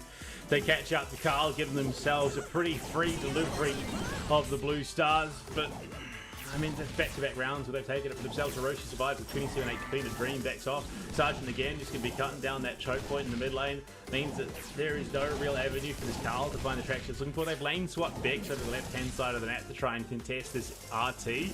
Potentially threaten Sergeant, who's been consistently tucked in behind this wall the entire map so far. So I think, yeah, at this stage, Youngblood are absolutely going to be kicking themselves. Oh yeah, no, 110%.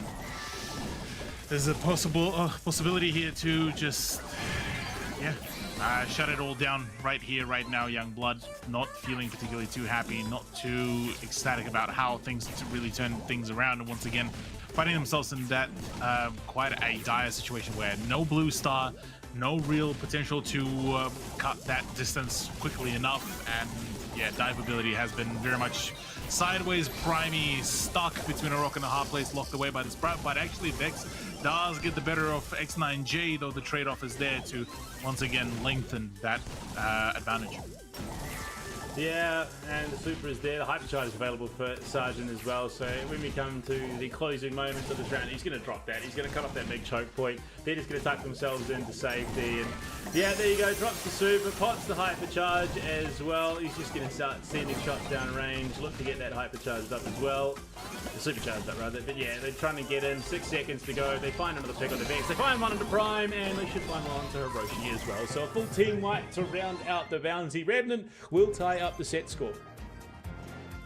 Indeed they will. 1-1 on a game mode that really originally did not go particularly too well for Revenant and Xpark, with them playing out the bounty in that originally what looked like that started back in February, a comeback story for Young Blood, but in this case, that is not the case. Now, Knockout coming on through. Last time we got to see that being played was actually just only in the semifinals, and well, Revan and X-Spark are looking quite confident on the Knockout. They know how to pace themselves, they know how to play it all out. Young Blood back onto the even ground here now in terms of scoring, so wonder if they will be now looking to try to bring out some more outrageous picks to throw their opponents off. Absolutely. I mean, going into Goldarm Gulch,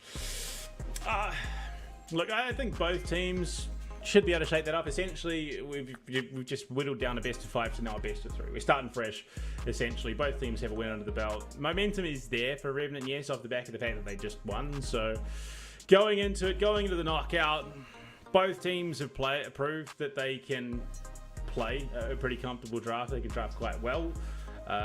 So that is likely not going to be... Look, I say that. The last draft was a bit rough because Youngblood did not give themselves any reliable wall break and it just allowed Sargent to run rampant. I think that was, it was a pretty big oversight, but I think they can recover from that for sure. Revenant pick up the coin toss though, which does mean they get that first pick. And if they get something they want very early on, it's a problem, and it is going to force, unfortunately, this Youngblood roster into a position where they've got to adjust. Yeah, this is right now looking a little bit problematic for Youngblood. Thinking what could they really bring on in for the knockout. Goldarm Gulch.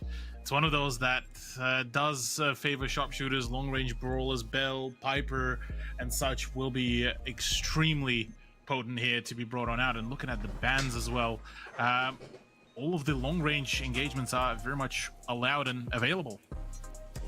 Lou, Pearl, Daryl banned out by Revenant. They are responded to by Grey, Kit, and Jean, so no pulls coming through, at least not those two. They're the most perpetrators, the worst perpetrators of those pull emitters. But Ollie allows through for Remnant. They're going to take that one up pretty quickly, pretty succinctly. They're going to snap that up for themselves, which understandably so. He's been alright when he's been allowed in play. Oh yeah, Ollie has been actually arguably even more impactful now post-nerf than I remember him pre-nerf as well. As before we would look at him and like, oh yeah, you know, just a safe pick of a tanky player, but now he's actually came into finding his own sort of niche, his own sort of play style, and I definitely do enjoy seeing that. And in return, though, for Young Blood, it's Buster to be brought on out, and once again, Buster has been actually on a rise as well, which is actually a pretty cool thing to see. As I personally think that his kit is actually quite a solid one. Yeah, he's definitely big Buster stock on the rise. Unfortunately, Blockbuster stock, then the same cannot be said of. Gus going to be brought out for Youngblood is their second pick. I mean, again, we saw how good it was in that last game. I think, again, I'll put that down more to the draft than the fact that he inherently is just an OP pick by any stretch of the imagination. But for Revenant, they've got their first, they've got what they wanted to start things off. How do they look to support this Ollie? I mean, to be fair, Ollie on his own is kind of a menace, so it's not like there's going to be too much in terms of detriment to add to the round out of this draft that would cost him ultimately.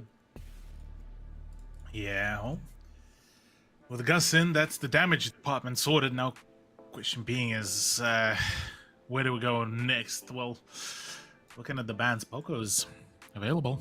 Panda, that could be a bit of a cheeky Poco play here to just supplement the Buster.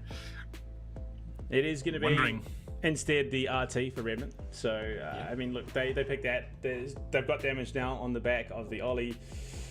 I think, yeah, Poco wouldn't be the worst idea. I think potentially it detracts a little bit away from the Gus in terms of his focus is going to be keeping Buster alive rather than the Gus, of course. But, I mean, potentially something along the lines of the thrower. Yeah, look, of all the brawlers that I was expecting to see played out in this Brawl Cup, I can safely say that not quite the top of the list, but very, very darn near close was a Shelly. Yeah, Shelly. Which, to be fair, Wall Break, it's not the worst. It's not terrible, but I no. definitely think it has not been a standout for a very long time. Yeah, wall breakers will be able to open up quite a fair few of the longer engagements as well here. So look, I mean, Shelly, definitely a bit of a rare occurrence now in this meta, but look, it piqued my curiosity. So I'm very much interested to see how this matchup will really work out. And on top of that, Hiroshi, ooh, a Meg, yes, we did get to see a pretty solid Meg play just yesterday, I believe. So on Hot Zone though, out of all the things, but I am keen to see how Meg really plays it all out. Yeah, it's something BP, something that can frontline. It has a little bit of a bailout in the form of obviously it's the mech, you don't die immediately. Meg does reasonably well into Shelly, so unfortunately being the 5th pick, it kind of does telegraph itself and allow Youngblood an avenue back into it. But look, something spicy, something a little bit different here in the grand finals for monthly finals 2. Revenant 1, Youngblood 1. We start essentially a fresh best of 3 here in the grand finals, going into the remaining 3 sets. Whoever wins 2 from this point on, that's it, they win. They have the grand final jab. It's a left side brawl. It's an absolute wash onto X9J. Wow. Somehow, Revenant find themselves caught out there, like, yeah, we split a little bit. And then all of a sudden, all 3 members of Youngblood are there and completely remove the RT. Yeah, no RT will mean a lot more problems to go further into the round for Revenant X Spark. Well, we did get to see some pretty good returns to form from the 2v3, but I don't think this is going to be the case. 2 of the players of Revenant X Spark very much separated from each other, will not be able to really supplement their own plays here, and that is a dangerous venture here. Big damage out, looking for the hypnotizer from response. He jumps in, but it's really just chip damage onto Hiroshi more than anything else. They haven't really found sustainable damage. They haven't really found the output that they're looking for, and already the Meg is proving a problem for this Shelly. The super is up and available for free. In fact, there's a hypercharge for Vex as well. It's just the Shelly, and Sergeant is just going to walk into the gas and accept his fate. I don't know. I think it was a gamble, and one that is not necessarily paid off. The Shelly is not quite what they want or need in this situation. It's just going to be a stack up the right-hand side this time. They almost catch out Sergeant, but not quite. Yeah, it's already a pretty stacked lineup as well. Youngblood are doing their due diligence here. They knowing that with them being all packed together, there's not enough of the damage upward to just shut down them all, and they can burst out quite a lot of damage. That Meg as well is absolutely huge here as well, on top of Buster. So right now, big opportunities here. The Gus is doing a lot of work here to force Sergeant out of the position as well. So things considered, the collapse onto X9J will be probably the ideal play now thinking about it. Yeah, I mean, Hiroshi cops a shot there. It's only the single shot. I mean, there is potential for pretty significant damage output. There you go, pot armor drop. Response is kind of isolated here. Jumps in with the hypnotize, looking for it. Doesn't catch on to Vex. The wall break comes out. Sergeant in for the wings. They find one looking for more, and they do wipe out the remainder of Youngblood. It turns on a dime, though. If the damage can connect the other way, there is just as likely a possibility that Revenant would have been wiped out there, because they were in a very bleak situation. 3-man stack up the left-hand side for Youngblood here as they try and close it out. Vex does have the montage up and available, and Revenant, they read what is written in the room. They back themselves up to the right-hand side, but you can see right now Youngblood are looking for a fight. Hypercharge is up and available for Sergeant. This is potential for a lot of explosive damage if landed in the right spot.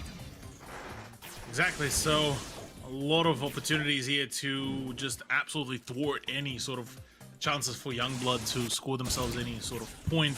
This round though is going to be key. A lot of damage flying on in. Prime is needing to fall back a little bit. The Gus is not feeling particularly too healthy either. Ooh. And just like that, Vex falls. That is a big opener. Yeah, taking down the Buster front line. Sergeant being able to regen up that HP, does have the hypercharge up and ready to go. The super there for X9J. If they connect, there you go, boom, straight in. Prime pushed into the gas. They popped the mech as well. And Revenant, look, they had us in the beginning, but they get it there in the end. Certainly so. A very strong turnaround there for Revenant, where they managed to really just wrap it all up nice and cleanly once they did find that pressure point, once they did manage to identify where the right push, where the right finisher can happen. And with Vex falling, that meant, well, it's the highly unfortunate result. Yeah. They keep going though, and they've read into the stack this time around. They're going to match on the left-hand side, but it's just a little bit outrange in terms of this Youngblood roster. They do get Hiroshi out of the mag, which means that that front line isn't nearly as beefy. Sergeant dives on forward, looking for some extra damage. Vex is about to go down. Response dives on deep, looking for more. It's just the Meg alone versus the world. Demec'd once again, and Revenant hit the accelerator. They go from a slow burn start to this set to absolutely ramping it up here. Second round, they are looking to close out cleanly. Yeah, they have done just the absolute shellacking there, really. From, well, rather towards Youngblood. For Youngblood, they maybe got a little bit too careless, or something really did happen there. A bit of a calm before the storm. Both sides are waiting for the right moment to push out, and the poke so far from X9J certainly starting to be a little bit more annoying, I would imagine, for Primey and the co. Yeah, just all stacked up in the brush there. Supers galore, looking for shots on Hiroshi, taking some punishment back as they just keep the distance, keep the faith, keep themselves out of danger. Vex has the hyper, so the plot armor is going to be up and available if they can get into the thick of things. If he can drop that at the right time, give Primey and Hiroshi some space to work. Just maybe something can happen. The Hypnotize comes out from Response. Big damage onto X9J, but they can't quite get the finish. Super is dropped. He will finally be taken down. Response in a bit of trouble as well, and it's just Sergeant left. He does channel up that hypercharge, so he's just going to play his life into the gas, deny any sort of supers, gets his one, but will come back into this third portion of the round. Youngblood still an opportunity to take the set for themselves. Once again, that three-man stack. Sergeant there with the hyper ready to go, sitting in the grass, waiting for Youngblood to show themselves. Meanwhile, Youngblood just outright feels like put down their phones and just, oh, yep, okay, well, let's wait now for the push to happen. Understandably, though, why they would want the push to come to them rather than them coming out. They seemingly almost cornered themselves. The moment any sort of collapse comes on through and they miss out on it, that is it. That is a GG for them. Maybe at this point for Revenant and X-Park, they're just waiting for the gas to start coming on through and to force Youngblood to push out, and well, I think maybe that's exactly that is what they're waiting for at this stage. Shot does connect on the Prime.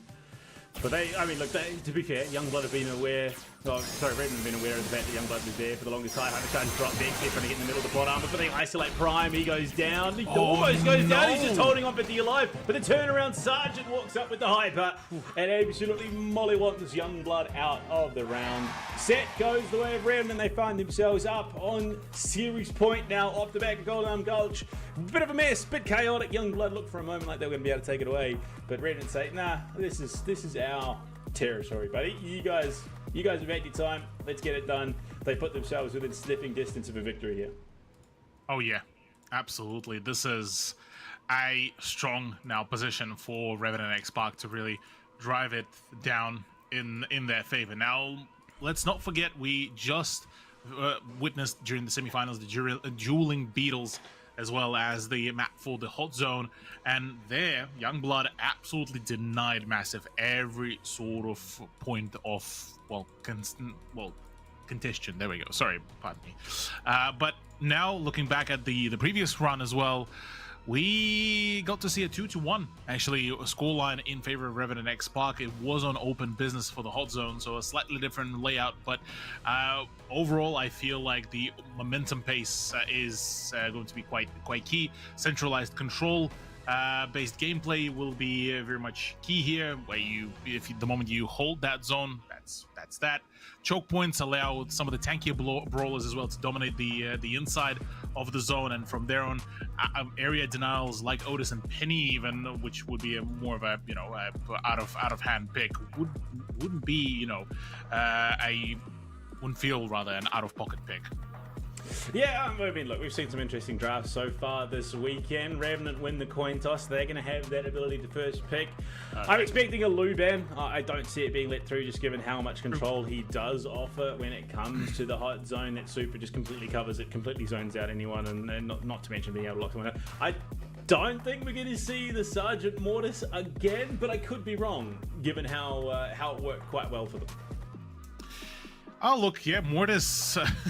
I'd be very excited to see if that would be the case, because Mortis is one of those brawlers that I genuinely enjoy seeing how he gets to be played out, and in this very scenario, this is a perfect chance to really bring him over if the overall pacing is right.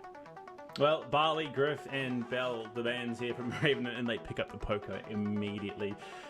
B, Lou, Ollie, the response. So Revenant already gearing up for something a little bit tanky, a little bit frontlinery, potentially something to stew, and paired with something along the lines of a Frank, something along the lines of a El Primo. Maybe it is just outright damage and they're looking for that sustain. Hell, it could be even Stew, Melody, and Poco. Just dive on in, heal up. If you need to die, just dash back on into things. Mortis even could be coming through. It does leave a lot up and available. Youngblood have a bit to do. They need a draft that can push this to set 5, give them a chance to potentially still steal this away, but it's going to be a grey, so they're going to look for the catch. And again, it's the age-old rule, Cthulhu. You cannot heal someone if they are dead. You can also not do any healing if you are dead. So if you get caught by the cane or the piano, you're going to struggle. But they pick up the Chester as well, so already there is great gap close. That, not to mention the dimensional doors allows the grey to funnel his team back onto the hot zone pretty quickly. Yeah, Grey would be actually a really good choice here for the play on the hot zone to just force some of the engagements in favor of Youngblood here. And for them, they need to, take the control of the pacing, take control of the battles as well into their favor, into their side, and dictate that rate really. On the side of Revenant X Spark, a response in form of a Hank, which isn't actually a bad choice in this very case, just purely off the back of that the area that they'll have to play around will be very, very up close and personal, and so a choice of such will be a really good opportunity to showcase Hank in the best form, on top of the fact that there is now a Poco. Yeah, I mean, Hank, Frank, kind of interchangeable there in terms of what it offers. And then a Draco. So the Poco is going to have 2 very beefy units to play in on the hot zone. Not to mention, Draco can do some dirty stuff. I love the brawler, honestly. I got lucky. I spun a star, didn't think it was going to amount to anything. Turns into a Draco. I've been absolutely frothing him since I got that opportunity to play him very early on top of the fact that, you got to be careful because that gadget of his, Last Stand is just crazy. 2 seconds of invulnerability while then having a Poco in the back line means that not only can you not die, but there is a darn good chance that you just get healed up back anyway. So Revenant I think this has got a very, very solid draft in hand. Absolutely. Yeah, for Revenant here, this is going to be just a matter of play your own game, play out your own pace, and force Youngblood to try to make that mistake. And so far, Revenant has been actually pretty clinical in terms of punishing those said games. So I'm looking forward to seeing how this hot zone will really play out, as it may just end up being that final nail into the coffin of Youngblood. Absolutely. I think there is a very real chance it could be exactly what Revenant needs to close this out and slam the door shut in the faces of Youngblood. But of course, we will have to wait.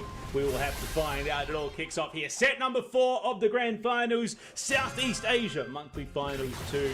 Revenant primed and ready. If they take this hot zone, they are the back-to-back champions of Southeast Asia already. You can see, looking to get themselves in. Great hook onto X9J. That is exactly the target that you want to be taking out. The Rosa in the front line in response. So 2 BP tanks versus a BP tank, plus damage in the back line. Response the first to fall. It will give Youngblood the priority that they need onto this hot zone, and you can see Rosa doing shenanigans, just creating the grass on this hot zone means that there is more security for Youngblood. They've also got the Dimension Doors Prime taking some big damage, pops the super, survivability through the roof, and they struggle to chip through him. The Chester as well drops the super on the head of multiple members of Revenant, and they are just getting wiped.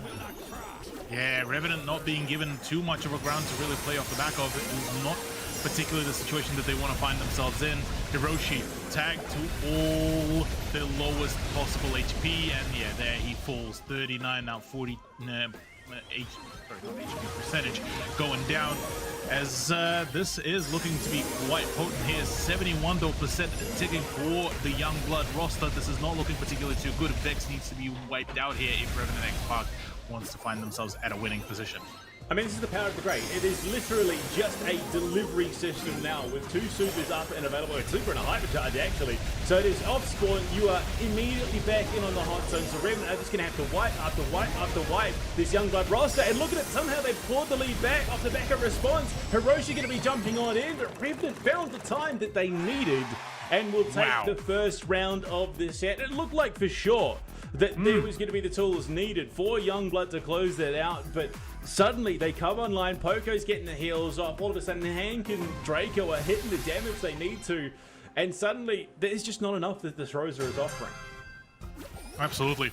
Yeah, Rosa unfortunately didn't really pay as much dividends as possible in that first round, but maybe, just maybe, we'll get to see that changed going into the next one. But no, Primey falls. It's Draco to actually keep it up. Another one, a triple full-on wipe to secure the initial scoring here for Revenant X Spark against Youngblood, and all those chances are rapidly dwindling. Gray falls yet again. There is a potential to completely shut it all off, as we yet to see any response from Youngblood. When it gets bad, it gets really bad right now. Youngblood are slipping by the wayside in the face of what is easily the most dominant team Southeast Asia has seen. These guys are going from strength to strength. They are looking full of success right now. 66%, 2/3 of the way through. It is just Youngblood throwing bodies at the hot zone to try and delay the inevitable. They're not going to be able to. 82%. Revenant just streaking on through. They lost their one. Pull out the reverse sweep with 10% left to go. Revenant are going to be your monthly finals 2 champions. They demolish Youngblood out of the grand finals. An absolutely phenomenal, a spectacular turnaround here for Revenant X Spark. I don't know what brawler that is that X9J's holding, but he looks darn cute. Oh yeah, he's very cute, yeah. But yeah, for Youngblood, it is unfortunately a worse turnaround comparative to the February run, as they wrap it all up in 3-1 fashion. No full 5 mapper here for us to see within the SEA monthly finals, and that's that. Yeah, Revenant X Spark once again asserting their dominance in this season, or rather in this month, and in this region once again. Not even close, as a matter of fact, for any of them to contest against. And yeah, the potential of Revenant to be seen on the World Finals is certainly climbing up rather steadily here. Yeah, I mean, big points stacked up now. Upcore Esports, top of South Asia. Revenant holding fast, top of Southeast Asia. April 15th, our next monthly finals on the card. Sorry, 13th. I got my days confused. 13th, April 13th is our next monthly finals here for South Asia, Southeast Asia. So make sure you're back that weekend to see how things play out in the Brawl Stars South Asia, Asia Pacific South Brawl Stars monthly finals. We'll see you guys then. Have a good one.